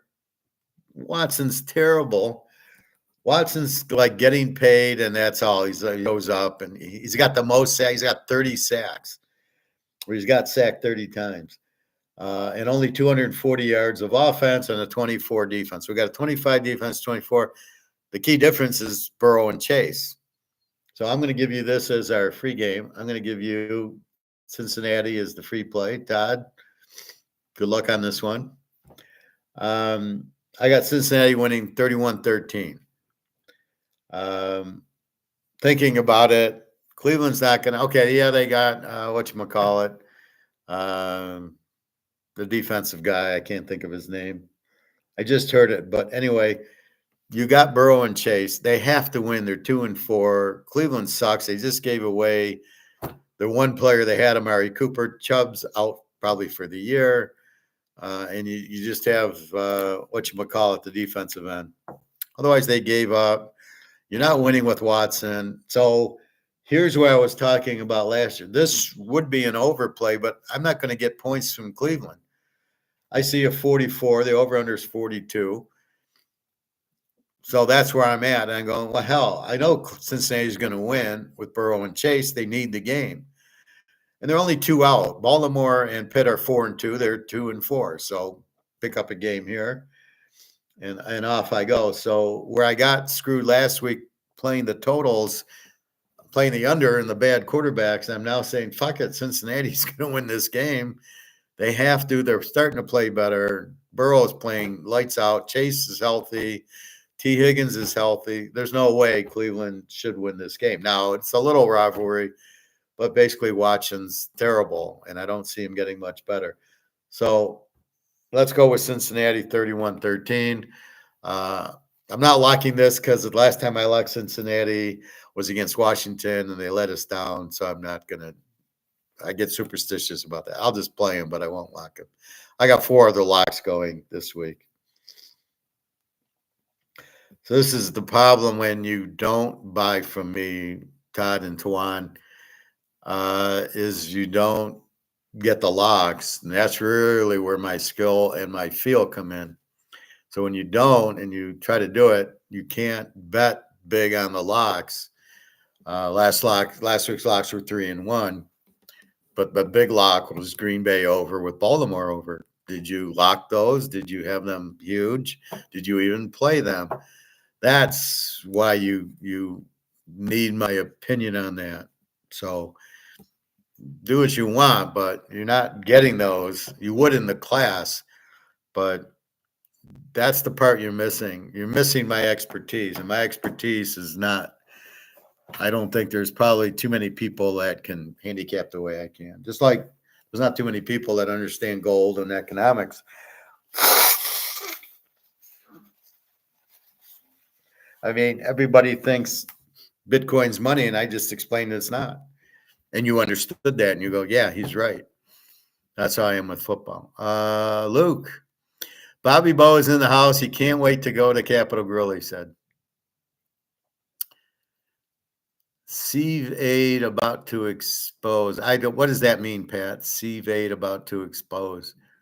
2,700 in futures. Yeah, we're 2692 in spot. We're getting there, Luke. We're going to see 2,700, and next week it goes to 35 when Brick says, we're going on a gold-backed currency. We're tired of this stupid war. Pat, gold standard is coming global. Yeah, Africa wants it, and BRICS. And the U.S. is sitting there going, well, what's the gold standard? We're going to sanction you if you go to a gold standard. I love Trump. Trump, you're not the president, and there's nothing you can do about it, even if you were the president, about sanctioning these people. And guess what? They don't want it. They don't want the fucked U.S. dollar that's worthless. They want the gold. So you can sanction all they want. They don't want to get paid in U.S. dollars, you idiot. Luke's going wild here. Gold standards coming. Silver will go to 40 fast, then probably 80. Yeah, it'll go to 50 quick, and then it'll go to 40, 50, and then 100. And once it hits 100, it goes to 500 and then 1,000. Because then people will realize they're all fucked, and then There's no other lifeboat to go into besides gold. But when gold hits 3,500, how many people are gonna? Oh wait, gold's 3,500, silver's at 50. Well, I'll buy more silver because once we get silver running, especially you got what 1,000, 2,000 ounces of it, it goes up $100. You make some serious money with the silver. Where gold, we got what 40, 50, 60 ounces, so it goes up 100 from 2,600 to 2,700. Like I said, if you have 50 ounces, you make $5,000. But in silver, you got 1,000 ounces, it goes up $100. You made $100,000. You make a lot more serious money because you can have more ounces of silver than you can in gold. But I agree with you, Luke. Pat, yep, we're looking. Bobby, we're looking some big time. All right. So I'm multitasking, which is normal for the professor. We got Buffalo. There is an 8.5 and a 9.5, 41 to Tennessee. 8.5. I can get into that. Tennessee's an under team with a 22 defense. Levis sucks. Buffalo's a B team with a 21 defense, 310 yards a game. Josh Allen. Tennessee gets 253 yards a game. A 22 defense against the 21. And here's the same as the Cincinnati. We know Josh Allen, but Levis is terrible. So do I fuck with the total or do I fuck with Buffalo? And that's really what you're looking to do. Philly, 343 to the Giants. That number really hasn't moved. Hurts against Jones. Jones is terrible. Philly's an under team now. So here you go. They went to the Super Bowl as an A team. Last year they fell apart. This year they're an under. They're not scoring. The defense, all the Georgia players are starting to play. So this is the problem. They're a 22 defense. The Giants are a pretty good defense in a 20, but they have no offense. They're an under team, 330 yards a game. Philly gets 367. Hurts against Jones. What do you do with this game? Do you take Philly? Do you take the Giants or the total? And that's what you pay me the big money for. Green Bay, 2.5, 47 to Houston. Houston's an even team, 23 defense. Stroud shows some promise, unless he's playing Michigan. Green Bay's a B team with a 20 defense, 400 yards a game. Houston gets 375. Love. A lot of it's the offense. Love looked really good his junior year at Utah State and sucked his senior year. So he's starting to look good. I'm comfortable betting on Love. Let's just put it that way. He's making us money, so I like the guy. So again, what do you do? Do you take Houston as the dog? Do you take Green Bay? Do you go total? These are your four decisions every game, and you're trying to. That's why you're ranking the teams, but you got to be careful. Do you have Green Bay as a B, Todd, or are they an A? You know, I'll give you my Z teams in pros: New England, Jacksonville, and Miami. Those are my Z teams in the pros. I gave you the college ones yesterday, but we will re-go through that with college.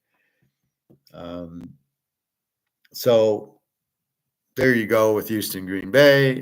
Detroit Mini is now 1.5, 50.5.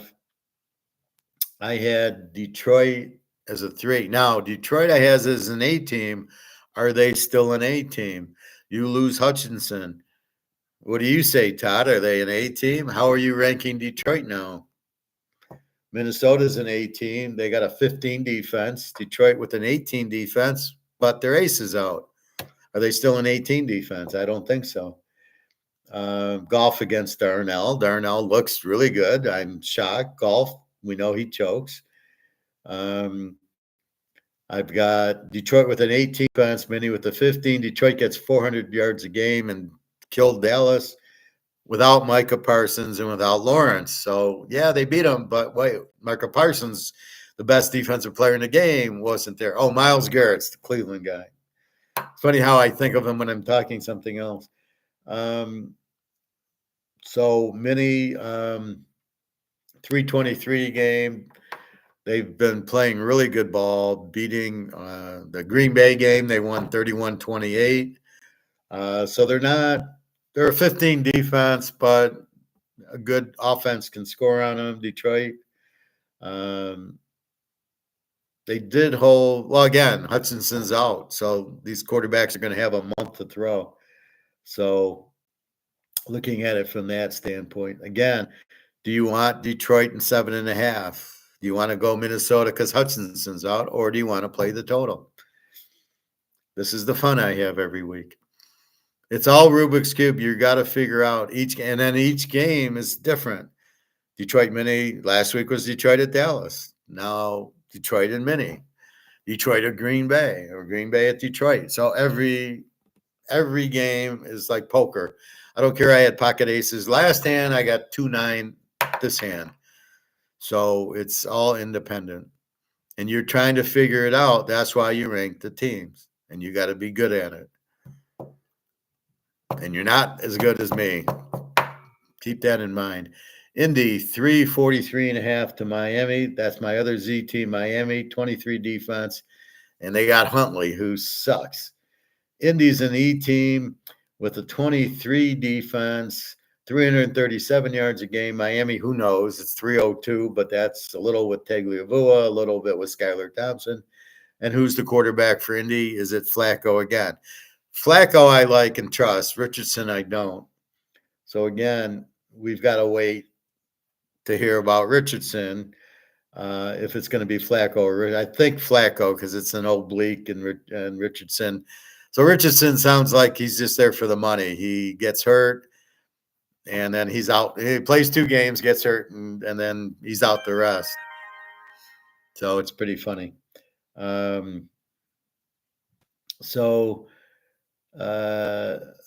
what we got. Miami, Indy. So we know Miami's the Z team. They're not scoring. They got a 3rd-string quarterback. He was on Baltimore's practice squad. This is the guy you got on Baltimore's practice squad. And explain to me why you're not after Sam Hartman, who you didn't even draft. Tagliavua. He never gets concussions, does he? Yeah, that's 3 already. And he's like the kid in that one movie where he gets 5 and then that's it. He's done. So, what do you want? So again, this game, we don't know who the quarterback is. So if I know it's Flacco for sure, then it's different, but I don't know if it's Richardson. Huntley sucks. Is it a total game? 43.5. And then Indy, do I want to lay, it's 3. Do I want to take Indy in 3?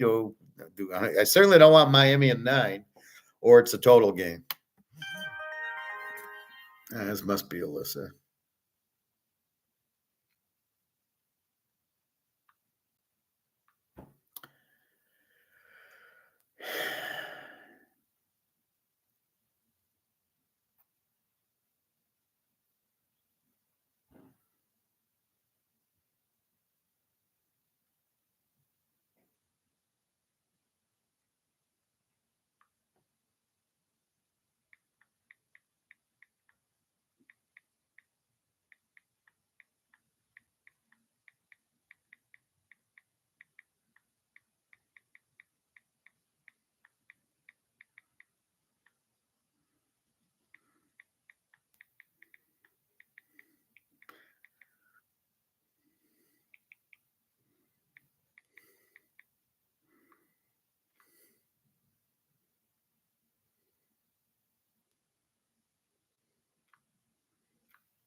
All right. So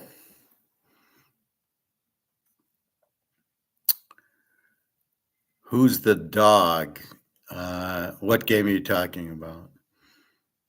Indy's 343.5 to Miami. So Miami's the dog in the Indy game, but I don't know. Is that the game you're talking about?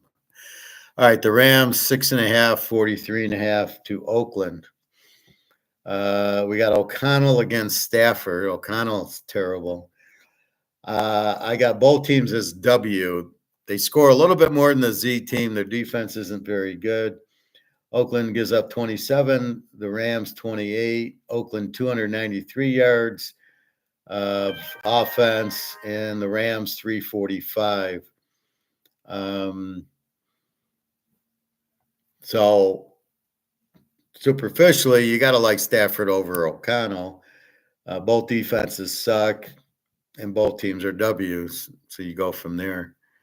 Washington 851.5 to Carolina. Um, Washington's lights out with Daniels. I got them both as over teams. Carolina with Dalton is scoring more, but they give up 34 a game. With Bryce Young, their Z team because they don't score and they give up 34 a game. So Dalton isn't helping their defense. They still give up a ton, 300 yards a game. And with Daniels, they're scoring a ton and they give up 24 a game. It was 30. It's come down to 24, 378 yards a game. They played a very good game with Baltimore, 30-23, which gave us our overlock last week. Daniels is showing consistency, and he's so much better than these other guys. Game of the week, Frisco, 1.5, 47 to Kansas City. And you know my golden rule, you got Mahomes as a dog. KC's a B team, a lot of injuries, 17 defense, 365 on offense. Frisco's a B team without McCaffrey. Pacheco's out, or no, that's Kansas City. Kansas City's got the Pacheco out and a couple of receivers. Frisco has McCaffrey out, and I think Ayuk and Samuel will play. So we got a 17 defense in KC, 22 defense in the Niners. Mahomes and Purdy. Well, obviously, Mahomes is better. Total on the game is 47. So do we go over 41? Do we go under 53? Do we take Mahomes as a dog, which we love, and then the Niners? Do we want them in 4.5?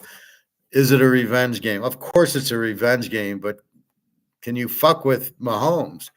They're undefeated, and they play okay, but they're undefeated. I think they're the better team getting points here. So, again, I haven't played the game yet. I'm still waiting on it, but that's what you have. So, a 17 defense again. So, this should be an interesting game here. Definitely like this game. The Jets and Pitt. Again, the JETSs are minus 238.5. We got Rodgers against Russell Wilson. They're tired of Fields throwing for 150 yards a game. And you got Russell Wilson sitting there. I totally agree with that. If I got Russell Wilson, he's playing Fields. I don't even know why he's on the team. We've got both teams are under teams. So the Jets are still an under team, but now they've added Devontae Adams. Pittsburgh's an under team, but now they've added Russell Wilson. This is why we love betting Fields. You just bet him under because he sucks, but they got a great defense. The defense is in the game. The Jets are an 18, Pitt's a 14. The Jets 300 yards a game, the Pitt 300 yards a game. That's hard to believe with Aaron Rodgers, but now you've added Devontae Adams. Now, is he going to be good week one just coming over? It's going to take him a while. Russell Wilson, it's going to take him a while, but he'll probably start lighting it up because he's won a Super Bowl. He doesn't choke. So it's a very good game. I don't really know why the Jets are favored in this. I would say Pitt with Russell Wilson's got to be a 3-point favorite here, but you're making the Jets a 2-point favorite. So this is where my skill comes in. So I don't buy the Jets being favored, especially with Russell Wilson. So I've already made a score, but that was with Fields. I got to make a new score now with Russell Wilson. See, this is why I wait a little bit with these quarterbacks. Am I getting O'Connell? Am I getting Drake May? Am I getting Huntley? Am I getting Russell Wilson? Who am I getting? Because I can't make the play without knowing the quarterback. Baltimore, 3.5, 49.5 to Tampa Bay. This game started at 48, it looks like. 3.5. Both teams are over. Baltimore's not an A team. They have a 25 defense. Tampa with the 24. Last week, Baltimore 30-23 to Washington, gets to 53. Tampa puts up 50 on New Orleans, which is unbelievable. But a lot of that was Rattler's turnovers. Fumbled once, 3 interceptions. So we've got 2 over teams, 25 defense, Baltimore 24. Tampa, Baltimore 454 yards, the leader by far. Tampa 385, not bad. Lamar and Baker. So take that. If we look, Detroit's got 416 a game, Green Bay 400 a game, and that's it. So there's very few teams in the pros getting that. I got to see what Alyssa wants.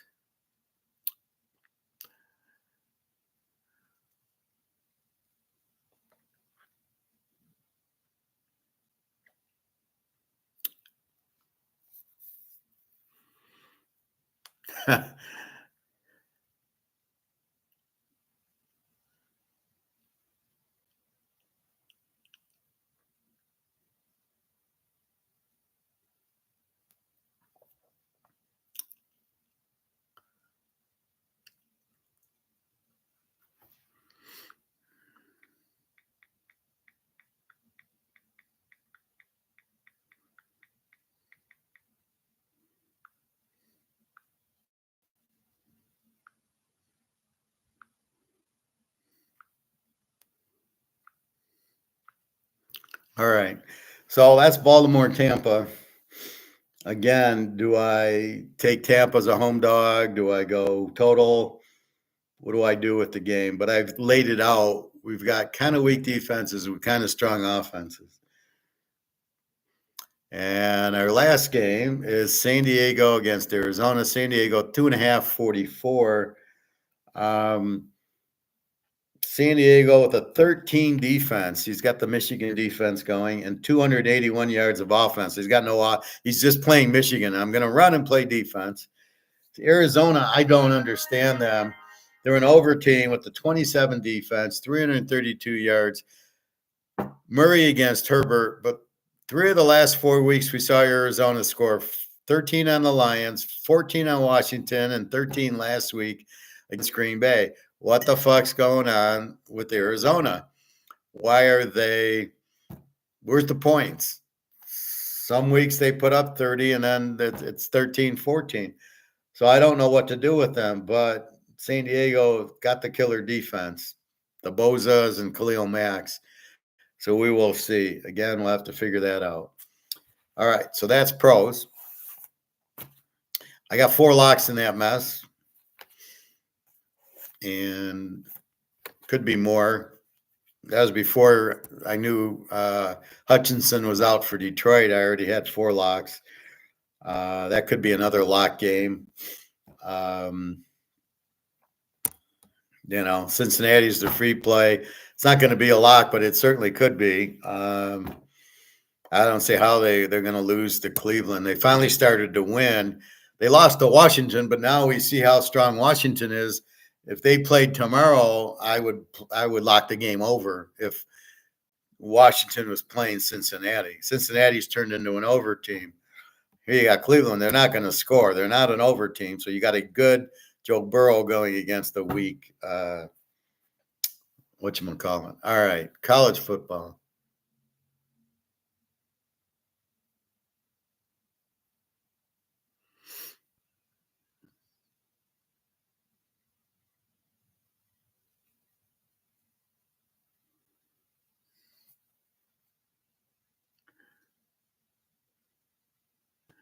Winter medals going up. Don't worry, professor said that medals will fly next week. Daniel, well, it's between him and Brock Bowers, unless Penix gets out there.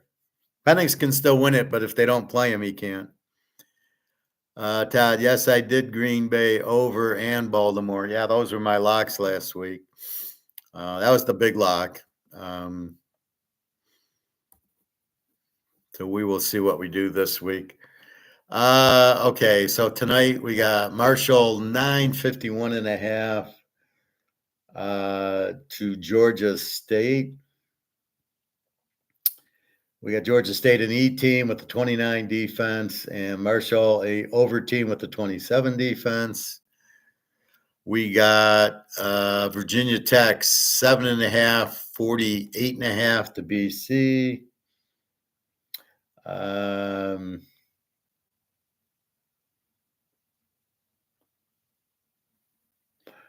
Let's see. They're both B teams. BC's had some good games with the new coach, and 17 defense for BC and a 23 for Virginia Tech, which is, they're B teams. That's the two games tonight. Then tomorrow we got Duke 3, 42.5 to Florida State. I don't know if Oogly Boogly is playing. He broke his finger. I don't know how long it'll be out. They probably broke it in the locker room going, we got to get rid of this guy. And the new guy's not anything good. Duke's decent team, nothing great. 342. Florida State with a 25 defense, Duke with an 18. Oregon, 28.5, 60.5, up from 27.5. And it's 60 is the total. We know Oregon, an A team, 19 defense, 461 yards.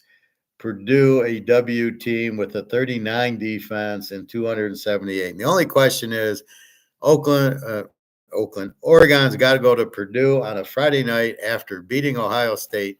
What is their mental look? They've got to be so flat because you beat Ohio State on a last-second field goal. So this is going to be, on one hand, they're going to be a little flat. On the other hand, they're going, well, fuck, we're in the playoff. We just got to keep winning. And the money is, well, you got Purdue who gives up 39 a game. Somehow, I don't understand that score last week, 50-49. Illinois has a pretty good defense, and they just ripped it to shreds, but they hadn't scored all year. So I don't know. It made them go from a Z team to a W. So which Oregon team? I still think they put up a big number, but it's always different traveling from Oregon to Indiana, where Purdue is, than being at home. And you had Ohio State. Now it's Purdue. So keep that in mind. It's all mental. BYU, 9.5, 52.5 to Oak State. Oak State's an over team, but they're not really running Ollie Gordon at all. 27 defense. BYU is a very good team this year, an A team with a 16 defense. So this looks like a BYU game at home. They seem to play well. They have a very good defense. Keep that in mind, BYU. And the last game Friday is Fresno State 3, 49.5 to Nevada. Both teams are over. Mikey Keene's having a rough time, hard schedule. Nevada's playing very well. 28 defense for Fresno State, 27 for Nevada. Both have 377 yards a game. Can you believe that?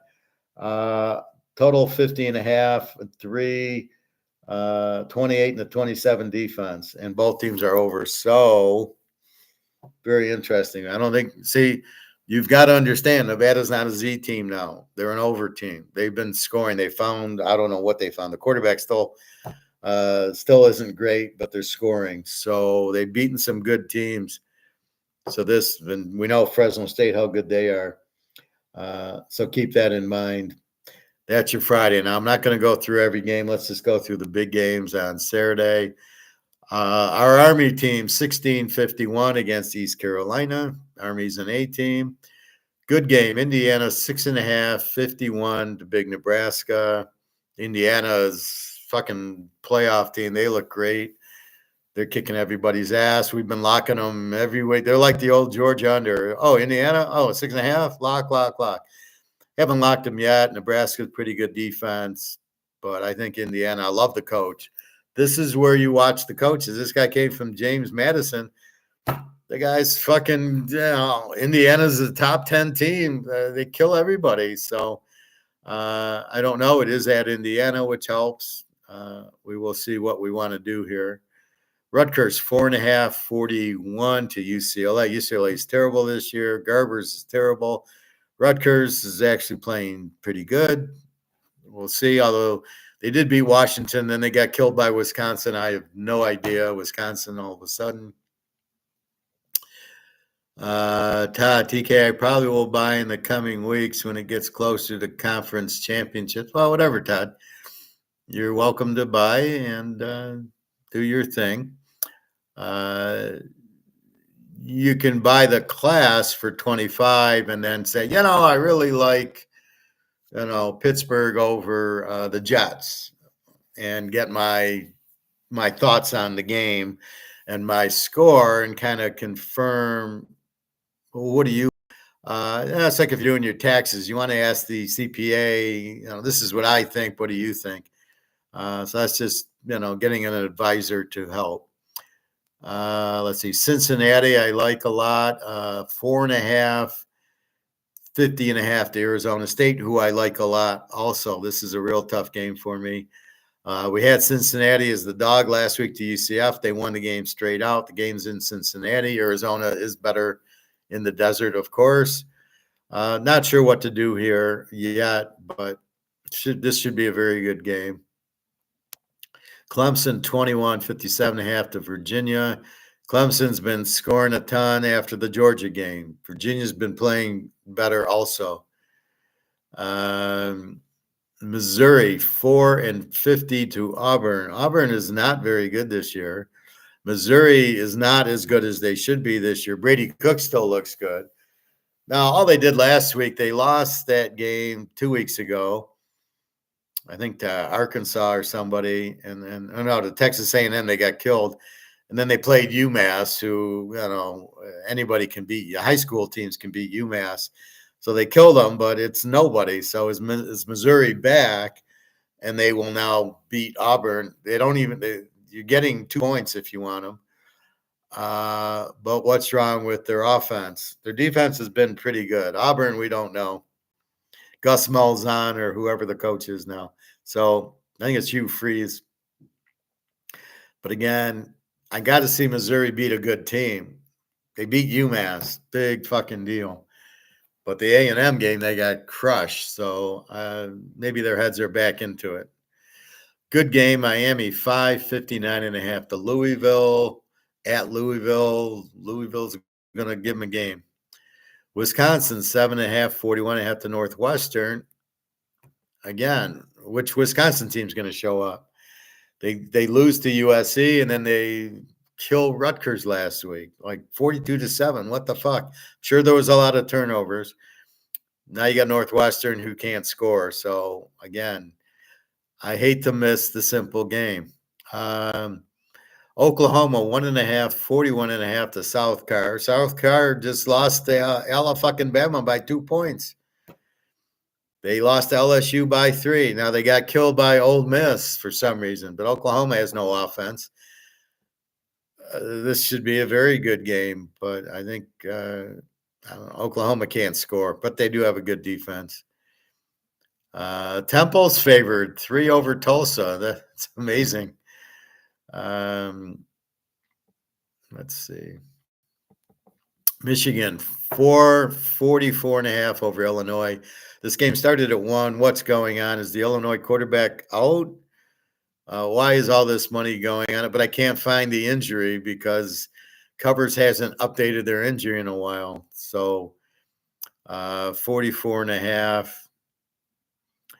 We will see. But I like Illinois if they're getting 10 points, if the quarterback's playing. So we got to understand what's going on here. But Michigan is just they're a weak offense. Now they have the new quarterback who's Tuttle playing a little bit better, started completing passes against Washington, but we'll see. Let's go. Notre Dame 11.5, 50 to Georgia Tech. This will be your free play. Notre Dame's an A team with laying 11.5, 12 defense, 380 yards a game. Georgia Tech's a B team with a 20 defense. I see a 12.5 and 50. and they're a 21 defense, 428 yards a game. And I was just watching the North Carolina highlights.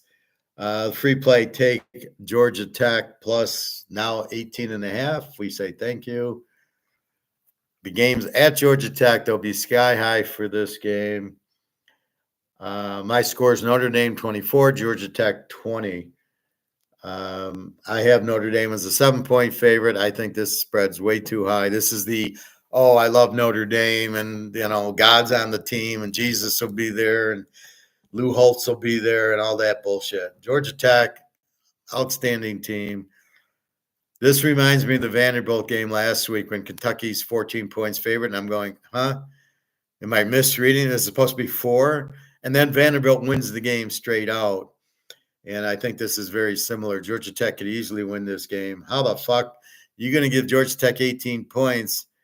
I'm not sure Georgia. If Georgia gave them 18 points, I would take Georgia Tech.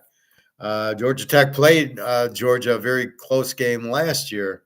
I think they lost by 10 or something. Notre Dame's not going to go in and win by 50. So free play, Georgia Tech, absolutely. It's not a lock, but it's close. Alabama against Tennessee. Alabama 356.5 to Tennessee. I have now made Alabama an over team. They have a 21 defense. They had a 9 defense when they played Georgia. Georgia lit them up. Vanderbilt lit them up. And now South Carolina in a game after a loss. And it was like, what was that score? It was 27-25 Alabama after a loss and a must-win game at home against South Carolina, 27-25. So, and here comes Tennessee, an A team off of a loss. They barely beat Florida. And that score was 23-17 Tennessee in overtime. Tennessee does not look like the 60-point team that they did early against North Carolina State. And Alabama, the defense is not there anymore. This is a 21 and a 10 defense. I'm not buying either. 440 yards a game for both teams. I still have Tennessee as an A, but the Florida game's a rivalry. Well, what's the Alabama game? That's a rivalry. I don't know. I mean, Alabama's like falling apart before eyes. They're way up on Georgia, and then Georgia takes the lead late in the 4th, and it was a fluke play, or they lose to Georgia, they lose to Vandy, and they could have lost to South Carolina. So they are an over team with. I don't buy the 21 defense. If you look at the 3 games, Georgia puts up 35, Vanderbilt's in the 30s or more, and then what was the Vanderbilt game? Did Vandy put up 40?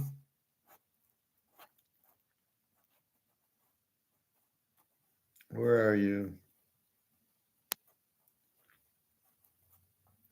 Vanderbilt won 40-35. We had the game over. Okay. So they put up 40. Georgia puts up 35. And last week, the South Carolina puts up 25. You want to call this an under team or an A team? No. So the last 3 games, they've been giving up 30 points a game, and here comes Tennessee at home. Tennessee will be sky high for this game. Maybe against Florida, they're looking ahead, which wouldn't surprise me. It's the 3rd Saturday of the month of October every year, and we got the 3rd Saturday. So, with this said, I'm not buying Alabama 21 defense, and I don't know what I'm buying with Tennessee now. Tennessee should be able to score. If South Carolina put up 25, I'm looking for 25 there. You got Alabama as a 3-point favorite. Now, if Tennessee, I'm popular today. If Tennessee was favored, we would lock Alabama. Simple as that. Milrose is just too dangerous. They're not going to lose by a lot. But we got Alabama favored, which makes us cringe about taking Tennessee in 9. They're probably not a bad home dog, but I'm not going to touch that. This is where I don't fuck with Alabama. So uh, we'll see what we do with this game, but good game. Kansas gets Houston. Kansas 4.5, 5.5, 46.5, 47.5. So your pick. Houston switch quarterbacks. They've been playing better. They still have this strong 20 defense. They're playing a little bit better with the new quarterback. Kansas has been strained. They were like 1-5 this year, but they're a great 1-5 team. 26 defense. Daniels is starting to play better at quarterback. Good coach. Houston only gets 259 a game, but I think that's the whole season. But lately it's been better. This should be a very good game. 20 defense, Houston under against an E, Kansas. Again, your over-under is 47.5, and your spread's 5.5 or 4.5. It's a tough game to call. I do think it'll be close, but it's a tough one. I can't figure over-under. I don't know which way. Interesting game. Cal 10-47 to North Carolina State at Cal. Now, again, this whole East-West thing, you got North Carolina flying across the country to play Cal. We saw Cal against Miami, but the difference is Cal's laying the 10 in this game. They were getting the 10. That was an easy one, taking Cal in 16, home dog, but now they got NC State, so a little different. Texas Tech, 6.5, 56 to Baylor. They got a good running back and a good quarterback, very balanced offense. They still have a 32 defense. Baylor, they switched to Robertson as the quarterback. They have a 24 defense. Texas Tech's just very strong this year offensively, right? They still have the same crap defense. So it should be interesting. Baylor's been struggling after the Colorado fiasco. I don't think they'll ever recover from that. Tough one. USC 7.5, 56.5 go to Maryland. Maryland's a good offensive team, not a good defense. USC, I don't know what the hell they are. They lost at Minnesota. They lost at Michigan, and now they go across the country again.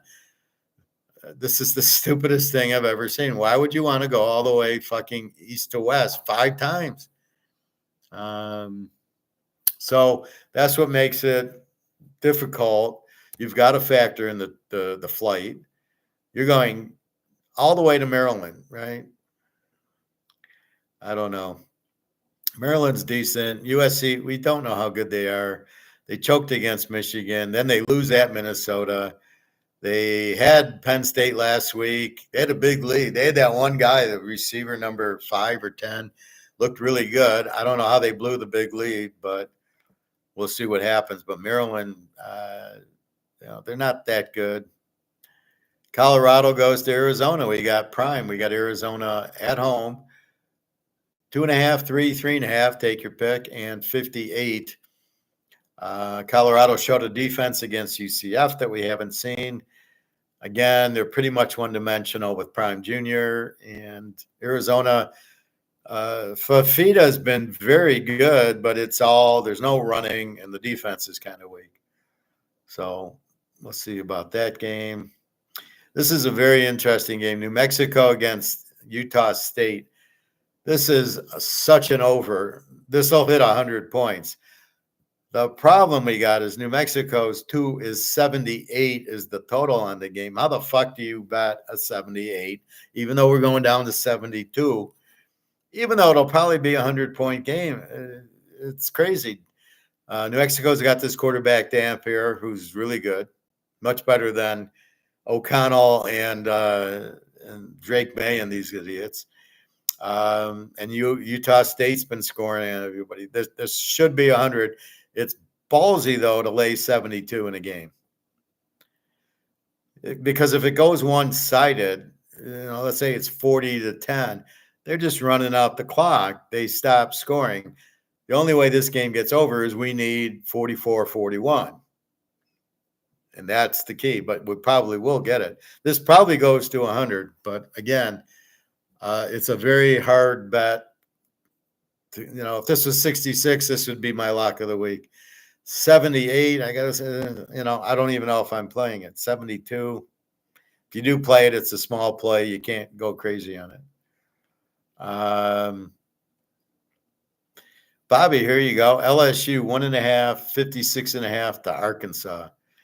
Now, LSU, fresh off the win against Ole Miss, is now a road favorite.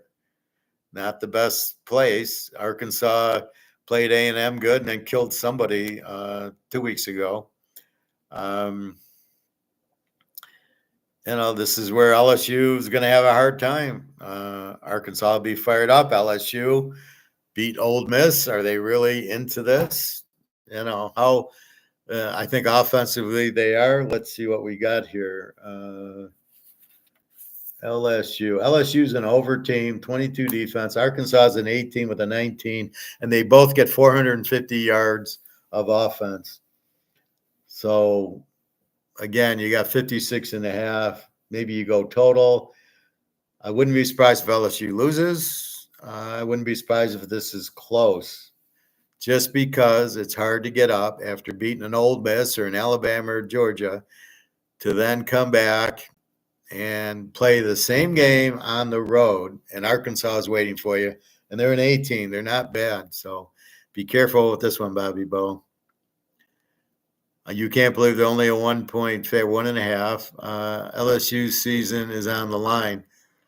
Well, I understand that, but you just had an emotional game with Ole Miss, and you beat them, and they were a top 10 team, and the way you beat them was at the end in overtime.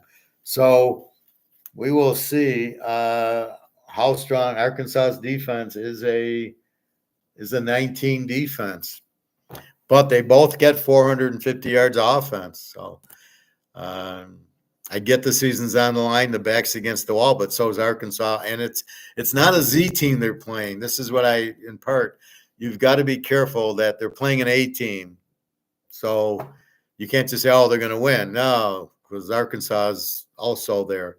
They played A&M close, so we will see. Here's an interesting one. Vanderbilt is 26, 57.5 to Ball State.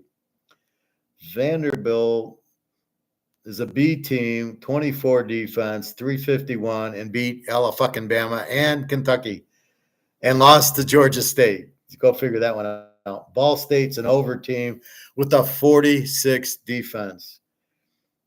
335 yards a game. Vanderbilt 351. Daggio Pava, excellent quarterback.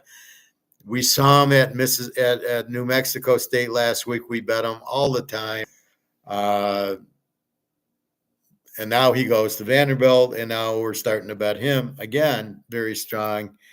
I didn't have Vanderbilt beating Alabama. I had the over in the game, and he came through for me. And then I had him last week getting 20 against Kentucky, and they win the game straight out. The guy's a winner, Daggio Pavia. I would probably draft that guy 1, 2, or 3. He's better than half these quarterbacks we mentioned in the pros. The question is the 25.5. Does Ball State really score enough? 335. I got to check the quarterback. But a 46 defense, Pavia, they're going to light them up. If they scored 40 on Alabama, are they not going to get 50 in this game? The problem is you're laying 25.5, which is a pretty big number for a team like Vanderbilt, but we'll see. Memphis, North Texas, this should be an over game, but we got a 66.5 total. Memphis 12, 66.5. We know how explosive North Texas is. We know how explosive Memphis is. Again, maybe 60 we can go over. It's a tough one, though.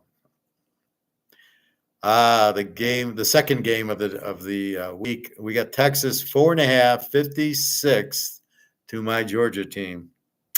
What the fuck do we do here? Well, we know Georgia, I now have as an over team. I'm ignoring their 17 defense because they struggled with Old Mississippi State, and they struggled with Alabama giving up 40 points and 30 points. They are no longer our lock under team. Texas has been playing great, but they haven't really played anybody. They beat Oklahoma, who doesn't have an offense. They beat Michigan, who didn't have an offense. Give them credit for that. Georgia's going to fight with Beck, and I've not seen Georgia as a dog in 3 years, and they know they're a dog. Okay, we will see. I don't know. Georgia 437 offense, 412. Yours as we covered, and the Georgia back for Georgia woke up in the second half of the Alabama game. If you can light up Alabama, you will light up Texas.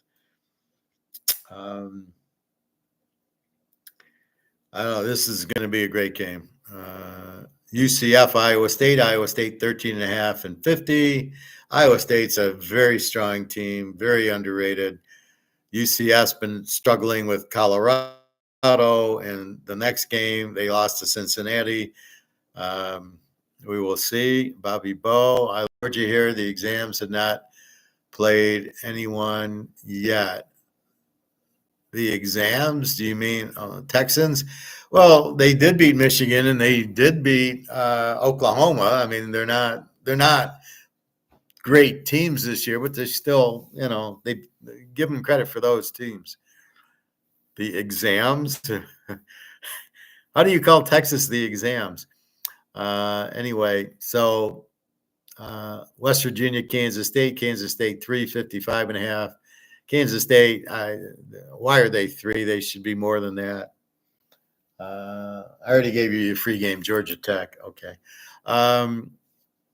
Kansas State, West Virginia is not that strong. They're a pretty good offense. They've got a good quarterback.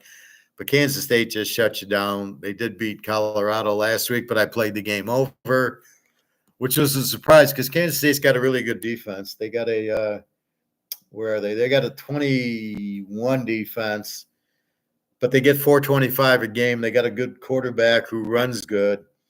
West Virginia is a 26 defense, 422. So it should be a good game there. Iowa, Michigan State, Iowa 5.5, 39.5. Does Michigan State score? I mean, that's the key to it. They did drive on Ohio State a few times, but only got 7. Iowa is not the same Iowa. They have the great running back. McNamara from Michigan's okay. State, we got to see. This is not a 39 total, right? Iowa's not a 39 total anymore. They might get 30 points. But they're a very good team here. So if Michigan State really sucks, I like Iowa. If they can score on them, then this 39.5 is way too low. Kentucky, Florida. Kentucky 1.5, 42.5. This is at night at the Swamp in Florida. Interesting here. I don't know. I mean, Vandy just beat Kentucky. Kentucky beats Ole Miss. They're going to play Tennessee. That'll be a war. Florida, the problem is you think of the Miami game and you can't. Now, I think it's more accurate to think of the Tennessee game last week, which went to overtime. In Florida, Kentucky doesn't have offense. They got a good defense. We will see. But again, Tennessee has a pretty good defense, and it went to overtime. So it should be a good game. SMU, Stanford, SMU, 16.5, 54 to Stanford. Stanford stinks. SMU went to Louisville and beat them. Should be a good game here. Very good game. Vegas, 759.5 to Oregon State. I mean, can you believe Vegas is a 7-point favorite? Game's at Oregon State. Vegas, very strong defense. Although, where did it go against Syracuse? Pretty good offense, Vegas. Good quarterback. The other kid quits because he didn't get paid. I love it. You're getting a free fucking education there, fella. He quits. The backup's just as good. We will see. It's tough. I would have loved UNLV as the dog here. If Oregon State was a 4, I would have locked Vegas in 10. But this is where the locks happen. It's the point spread, right? If the other over was not 78, was 68, that'd be a lock. So the points definitely affect the lock. The Longhorns. How the hell did you get exams out of Longhorns? Anyway, they did beat Michigan and they did beat Oklahoma, so give them some credit for that.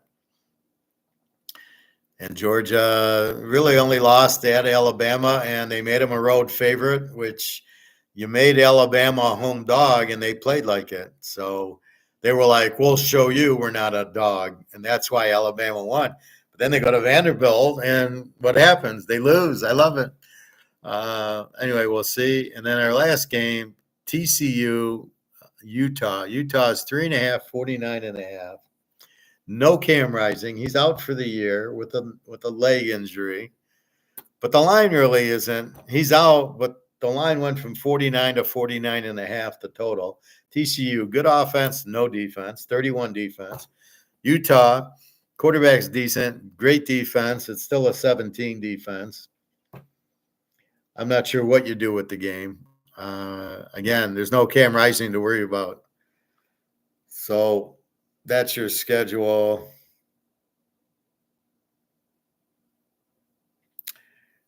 Okay.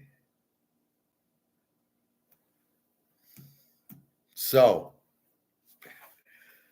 this is where you really got to understand the teams. 26.93. Come on, boys. Let's get to 27. Even though it's not a real physical price. So this is why you rank the teams. How else would you know what to do in the UNLV Oregon State game? I got Vegas as an A team and Oregon State as an over team. However, Vegas is a Mountain West team and Oregon State is nothing. They were a Pac-10 team. They did get killed by Oregon. And that's what you kind of look at. You look at that game and then you bring it like Oregon, Ohio State. Oregon scores 32 points on a 7 defense like Ohio State. What do you do with Oregon? Again, they play tomorrow and they're a 28-point favorite. What do you do with them? I mean, they can score 32 on Ohio State. That's where you use that. That's where you use the Alabama-Georgia game to then venture out into Alabama and Georgia this week. Alabama at Tennessee. Well, we know what they did on Georgia, but then we look at what Georgia did with Mississippi State. We go, well, maybe they don't have that defense anymore. They were on a new defensive coordinator, and then we see Alabama starting to give up a lot of points. We go, well, their defense is bullshit. They don't have Nick Saban anymore. And the Washington defense was a 22 or 23 with the Boar. So I think we're getting the true Alabama picture. They were beating these 62-0, like Ole Miss, like Tennessee. As soon as they get in conference, these guys are not afraid of them. Arkansas is not afraid of LSU. Neither of them are afraid of Georgia, Alabama, Tennessee, Ole Miss. None of them are afraid of it. They got big studs too. So, and now here comes Texas. Believe me, Georgia is not afraid of Texas. If anything, Texas will be afraid of Georgia. But Georgia's going to walk in with that swagger. They're going to hit this quarterback early and often. That's the difference in the conference. So you need to break out the non-conference and then focus on the conference. It's really good in Sun Belt and MAC because in those two conferences, you really get fucked when they play Alabama and Ohio State and lose 62-0. And then they play Ball State and Central Michigan. And now, hey, we played Ohio State. These guys are like high school kids. And that's really what you have. So again, now we'll figure out class. So the class is $25 college, $25 pro. You can pay me Venmo or you can pay me on PayPal. It's fine. I do it. It'll be a private class, so only people that pay can watch it. I do it by email. So you pay, I see your email, and then I put in 5-6 emails, and that's who watches the videos. And we go through the games, the scores, the locks, the picks, and everything else. 25 college, 25 pro. So they're separate. Friday nights, I'll have to figure out the time. I actually have an interview. I interviewed with this company like a month and a half ago, and they never called me back. Okay. Now I guess they don't think there's a recession. So all of a sudden I got an interview with the VP, and they make it 7:30 to 8:30. I'm like, really? So I might make pros at like 6:30 to 7, and then do college after the interview at 8:30. But I'll do them both tomorrow. I am there. So I don't know what you want. If you want the class or you're just really looking for the picks and the locks. So it's your choice. But we'll have that. That'll be tomorrow. That'll be Friday. Today's Thursday, I think. So that'll be Friday. Again, tonight's game, Georgia State and Marshall. Marshall 8.5, 52. VTech 7.5, 48. And in the NFL, we've got Denver, New Orleans. Denver 2.5, 37. Knicks against Rattler. Are you fucking kidding me? And under against, I don't know what New Orleans is right now. How do you rank a team with the new quarterback that sucked in college? Well, he's going to be good. Well, he runs a lot. Yeah. Oh, okay. I love when they call these football players athletic. That was a really athletic play. The fucking football players. What are you expecting out there? Are you not expecting athletes out there? Blows my mind. I know I played the pro game. Let's see.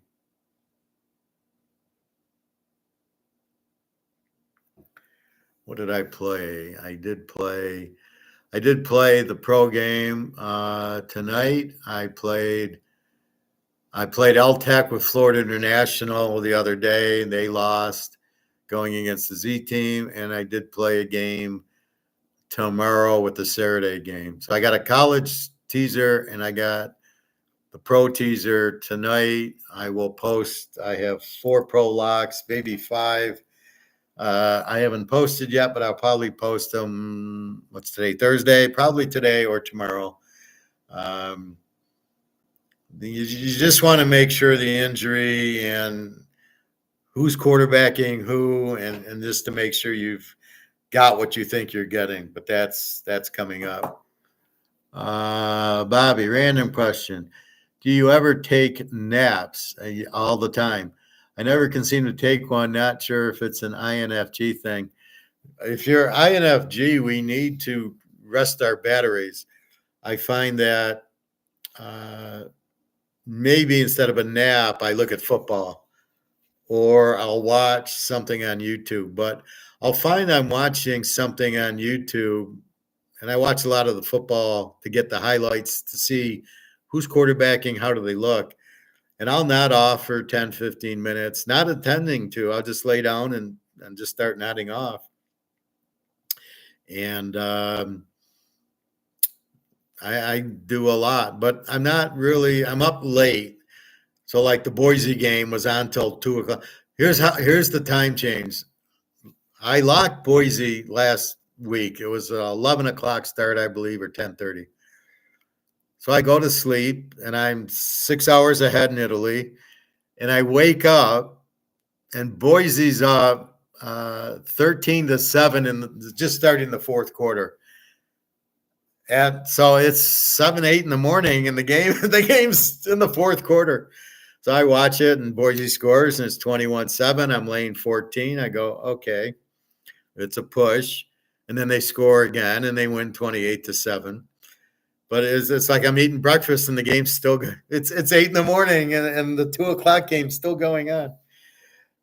It's funny because I play a lot of that I won't play. I don't know if I'll play the Utah game, but they seem to be the good games, and then I seem to be able to figure out what to do. So I had Boise, which won because Hawaii just doesn't have offense. And I know the key with Boise's Gentry, right? This guy's like Barry Sanders, 200 yards a game, and I keep battering him because he's going to put up 28 points by himself, and their defense is not great, but Hawaii doesn't have an offense. So worked out well. But yeah, I don't on INFJ, we need recharge our batteries. So definitely we need to take a nap or take a rest, which might not be a nap, but you might look at a football, you might turn on a movie, you might do something. Sometimes I get on do a WhatsApp where I'm just kind of not thinking about anything. So this is my power is in the football, right? I look at all the college games and then I start feeling them. So when I go through them with you guys, I start getting the feel of, oh, I like Georgia Tech over Notre Dame. I watched Georgia Tech beat North Carolina. They got a beautiful offense, a lot of little 5 and 10 yard, move the chains. King, great quarterback. I think they can beat Notre Dame, and we're getting way too many points, 12 and a half in that game. So that's a feel game. And I know guys don't really understand it, but I feel the game. So I look at the game and I go, they're going to win, right? I knew LSU was going to beat Mississippi. I told Alex, I said, uh, obviously we didn't do class because I was in Italy, and I says, LSU is going to win the game. I had given it out as an over, but I says they're going to score in the third. I got a feel that we're going to score in the 30s and win the game. And it was 29-26 or something, but they won the game. And so that was a feel. So that's what I get with Georgia Tech here, that Notre Dame's going to be a little flat. They're on the road. Georgia Tech is way, way undervalued to be getting 12 and a half. And Notre Dame is, with Riley Leonard, not a 50-point win. Who did they beat last week? I don't know. They blew out somebody, but it wasn't. They blew out Stanford 49-7. Stanford's an E team with the 27 defense. Georgia Tech is a 21 defense, and they're a B team. And it's at Georgia Tech, and you're laying 12 and a half. You got to be fucking. What's my line? My line is Notre Dame -7. Are they much different than Northern Illinois? They probably have a better offense and a better defense than Northern Illinois. So Notre Dame's shitting in their pants going to Georgia Tech with this Georgia Tech team who did beat Florida State, even with Uglia Buglia. So that's where the feel comes in, is I feel that Georgia Tech can beat them. And I feel it's like the Vanderbilt game. You're giving me 20 points against Kentucky. I said, that's ridiculous. My spread was like 7. I didn't call the upset, but this is like against Alabama. I felt the over because they had played Missouri, who's really good, and they lost 30-28. I said, they're going to score. And watching Georgia against Alabama, I figured Alabama's going to get 40 and Vanderbilt's going to get 20. I never dreamt it would be 40-35. But that's where the totals help you on the upsets.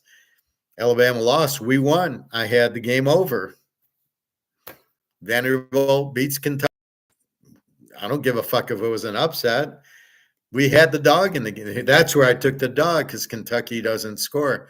But that's why I like betting against unders when they're favorite. They're weak favorites. So here's Kentucky 14. They can't even score. They don't even think they scored 14 points in the game.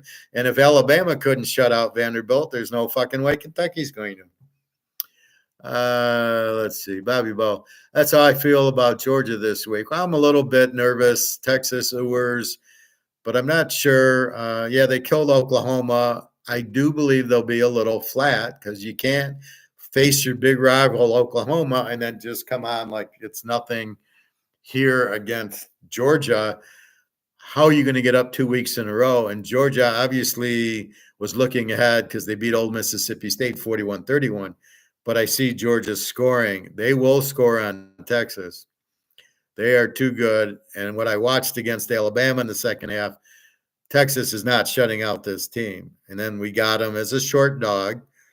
But again, Georgia knows they're the dog, just like Alabama played Georgia, knew they were the dog. And when you're the dog, you got to be careful. So, yeah, I definitely think Georgia can obviously win the game. They can beat the pro teams. They beat Miami and Detroit and half the teams. And then how strong is Texas going to be after playing their big Oklahoma? Oh, yeah, by the way, Georgia's coming to town. Let's start shitting our pants now, because there's no way we're going to get up like we were against Oklahoma. It's not a rivalry. Todd, not betting LSU game. There are more better ones to play. Did I give that out? LSU? I didn't give that game out. So yeah, I don't know where that's coming from, but I didn't say anything about LSU, just that they won last week at Arkansas. When I said that was last week that they were going to beat Ole Miss, not this week. I didn't mention LSU. I said they play Arkansas, and they're a road favorite. That's all I said. Anyway,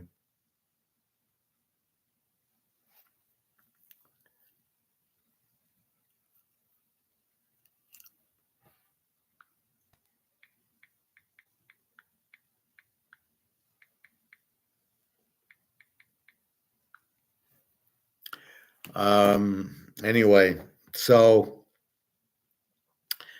yeah, I don't know, Tal, where that's coming from, but no, I didn't mention LSU. If I'm playing them or not, or over or under, and it might be a total play, but I'm not. I'm not taking LSU again. These big home wins, they beat Mississippi at home as a dog. That's what you like, is these good teams as a dog, because it's an even game, basically. Most of these games, LSU, Mississippi's even. LSU, Alabama, Georgia, Alabama's even. The Alabama, Vandy, yes, that's how good the dog is, but Alabama, Georgia, take the dog. Ohio State, Oregon, take the dog. Those are all even games. The question is this week when Oregon goes to Purdue, what do you do with it? Because they're going to struggle a little because they're going to be flat and they got to travel to Indiana. So that's really what the psychology of it, which again is chapter 9 in my How to Pick a Game. You've got to look at the look ahead, the look they just played. They were emotional. Now they're going to be flat. They got to travel. There's 100, like USC is going to Maryland. I mean, how do you pick that game? I mean, they've went to Minnesota and Michigan and lost. They just lost to Penn State. They're not a very good team, USC. See, it's all the system. And that's why I'm against Caleb, because it's a system. He doesn't look good. He had he beat Carolina with their 37 defense, and now he's got he beat Jacksonville with their weak defense. I don't think the Bears play this week, do they? The Bears. No, I think they're off because they did play there. So I'm not buying Caleb. I'm buying Daniels, and I'm buying Bo Nix, and I'm going to buy Penix when he starts playing, hopefully soon. So anyway, Bama should whip Tennessee. Yeah, Tennessee doesn't really look all that good when they start playing real teams, right? So they lit up NC State, so you thought, oh, this is a great team. But to do what they did against Florida, is Florida that good, or is Tennessee that bad to go to overtime with Florida? One thing I don't know Alabama where the defense went. So we'll see Tennessee. I like Josh Heupel, their coach.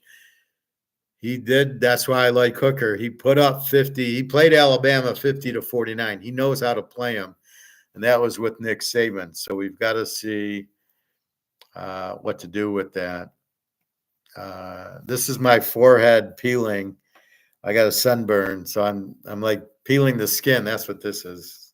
It's not dandruff. It's skin peel. But anyway. It's so much psychology in this. You want to play live dogs. You want to play against weak favorites, but you got to know what strong dog and a weak favorite is. That's really the key to it. That's what I do so well, and that's the point of it. Just like we understand gold, what's really going on there that nobody wants to tell us. Anyway. Anything else, boys? Questions, comments? Bobby, Todd not playing LSU. Todd, I'm not sure. I don't think I'm playing LSU either. And you're right. There's better games. Let's see where our gold's at. Come on, 2,700, 2693. So this is what cracks me up. We know where gold's going. It's not an opinion. That's where it's headed. And we know why. It's because of bricks. So it's not a guess. It's not, I think, or maybe, or hopefully. We know where it's headed. Just like the football. I know most of the games what the play is. Is it a total? Is it a dog or a favorite? And that's one thing I can read by looking at past scores. If they did this against this team, then they can do this against the team they're going to play, whoever the game is. And that's really the key to it, is understanding them against a really good team. So like Georgia Tech, Notre Dame here, Georgia Tech beats them. Notre Dame's okay. They're not great, but they're okay. And watching what they do, if they win, right now I know I'm taking them as a dog from what they did last year, because they had King last year. They played Georgia very strong, and they played Miami. I think they beat Miami on the idiot coaching thing. But Georgia Tech's a very live dog. They're not intimidated. I think they'll win the game straight out.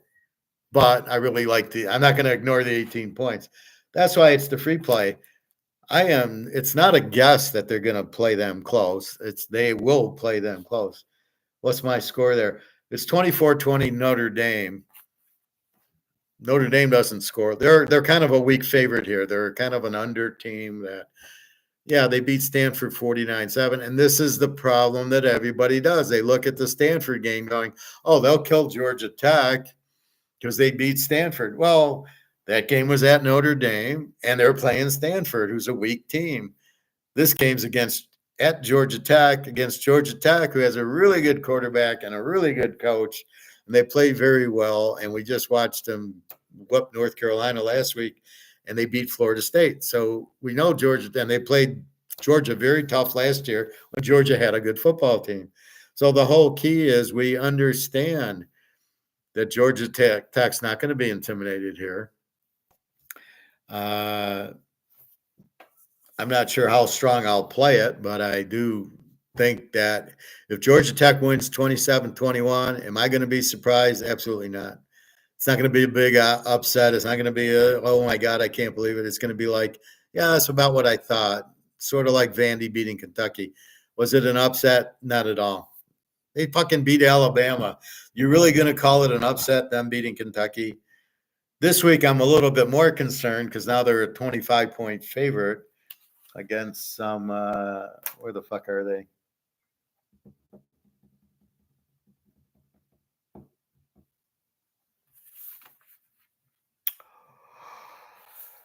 Oh, yeah, they got, I think, Ball State or Bowling Green.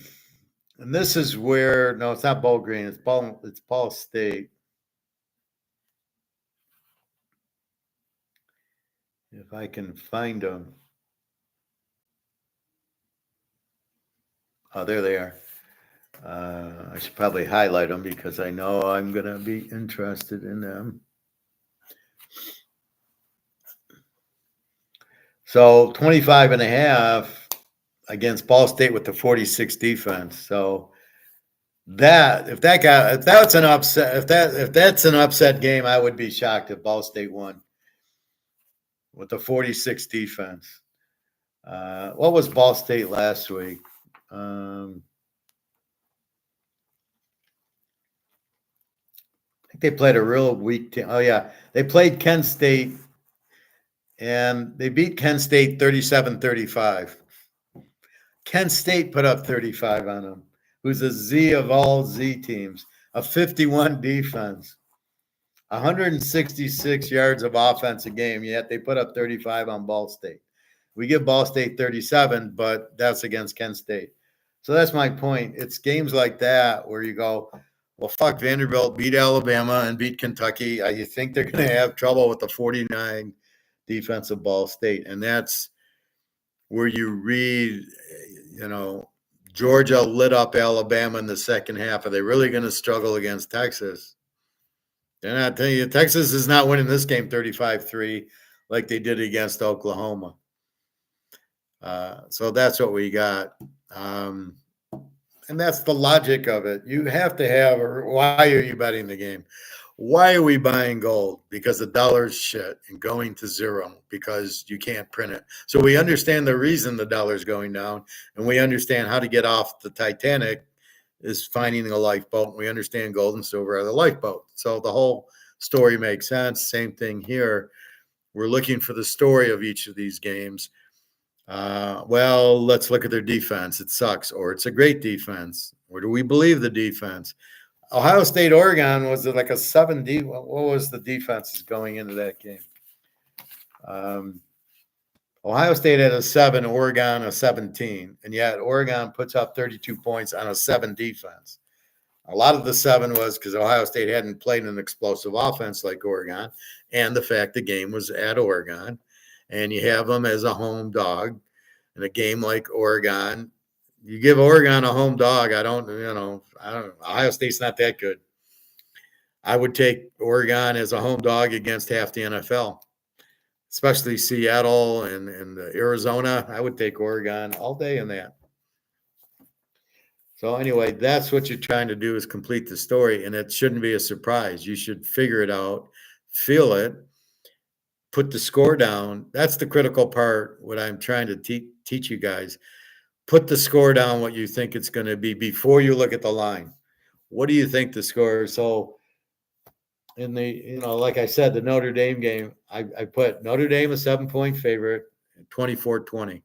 The line comes out at 12 and a half, and I'm like, are you fucking, I get 18 points, and Georgia Tech is like the 20 in Vanderbilt. I'm like, that's ridiculous. But I understand the team, and I understand Notre Dame going, they're not a big scoring team. They did it against Stanford, but where was it against Northern Illinois? They weren't ready for it. They're not ready for this game. They are not going to be pumped up enough to beat Georgia Tech. Not like they would against USC or Michigan or one of these better teams they play. Clemson, I think they play. Louisville, they beat Louisville by 7. You went to Louisville, you beat them by 7. No, the game was at Notre Dame. They wore the green jerseys or the yellow jersey, whatever color they need. Oh, what are they going to come out with red jerseys this week? And they did all that to beat Louisville by 7. Well, I got news for you. Georgia Tech's a better team than Louisville, or even. So I mean, that's what you look at. You don't know. It's like the market. It all comes back to economics. You're in the market and you go, oh, Canadian Club, and you look at what the other whiskeys are selling for to give you an idea what this should sell for. Now, this is unique because it's a 12-year. It's not the regular. So it's a special, it's like a limited, it's like the Mahomes 50 count card. So you try to see what the value is by looking at the other bottles of whiskey on the shelf. That's what you're really looking for. So with that, that's the idea here. And I think Todd's getting it and Nick's getting it, which is what I want. I'm, of course, you should come to me for my advice, just to double check, but you still, you need to get the idea of what am I betting on. Todd's playing these 8-team teasers, which is good, and they're hard. I wouldn't bet a lot on them, and I wouldn't number it. I would just play as many good games as I saw. That's how I played the 11-team teaser. I saw 8 pro games, and then I saw my 3 locks in the college bowls, and it was an 11-team teaser, and I hit them all, and it was easy. The only game that stressed me was the Auburn championship game with Florida State, where I needed the last 30 seconds to win it. But the rest of the games were a piece of cake. And that's where you get into it. So it should be as many as you can. But what you should do, Todd, is you lost that LSU. Now, I don't know if you lost it. You probably lost it in the middle. What I would do if I was you with an 8-team teaser, I'd play a 9-team teaser with depending on how many games you play in the. In other words, I would leave a last game out there. Maybe it's the Monday night game. So play your Saturday, Sundays, an 8-team teaser, but make it a 9-team and play the Monday night game. And then you can trap it. Let's say you're playing $50 to win $500. Well, you don't have, all you got to do is make a $200 bet on the Monday night game, and you can't lose. You're either going to win 500, lose 2, or you're going to win the 200 and lose the 50. That's how you really want to get to the advanced level of teasers, is by making that play like that. All right.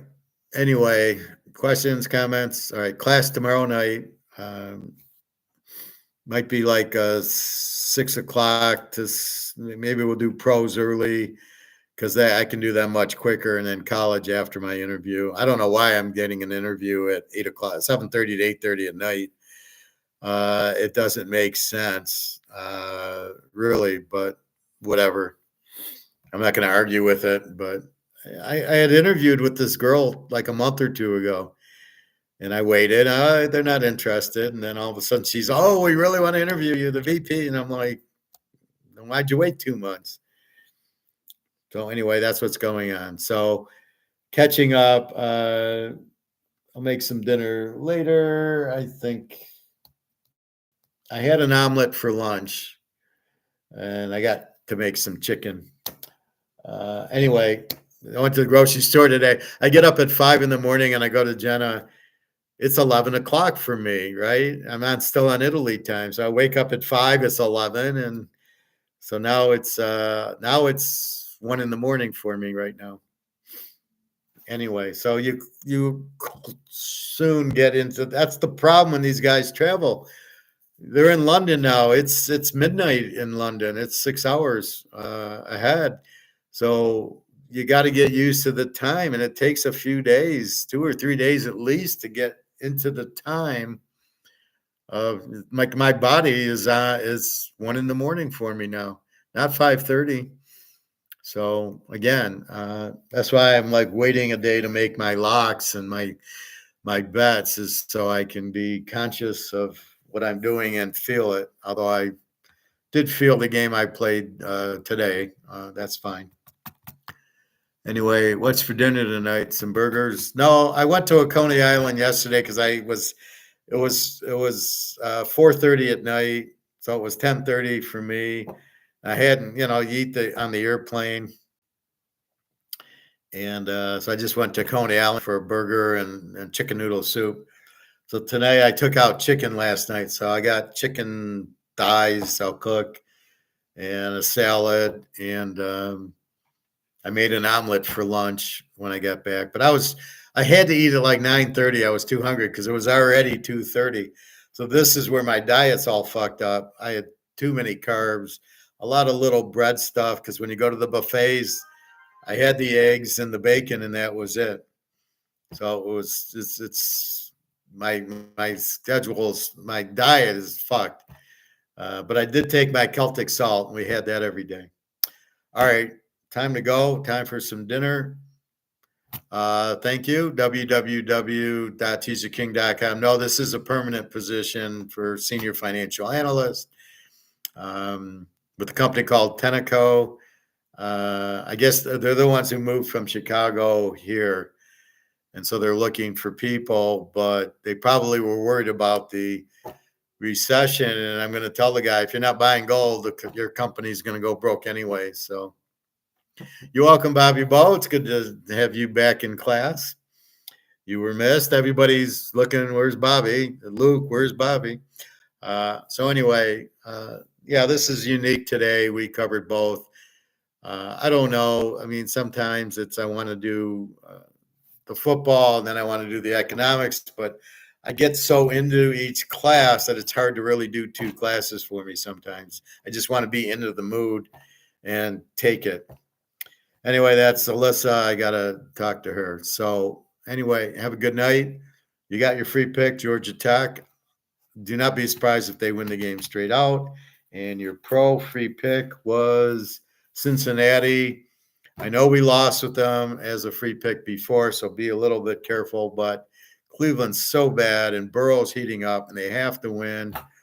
I can't imagine. I would play the game over, but Cleveland's not going to give us points. Cincinnati is going to score, so it's hard to take the over when Cleveland gives you 3 points. So that's what's going on. So I will see you tomorrow. You're welcome, Bobby Bo. Everybody else, www.teaserking.com. All right, I will talk to you soon tomorrow. Have a good day, everybody. Again, I did play tonight's game. If you're interested, stop by the teaserking.com and you can pick it up. All right. Take care, everybody.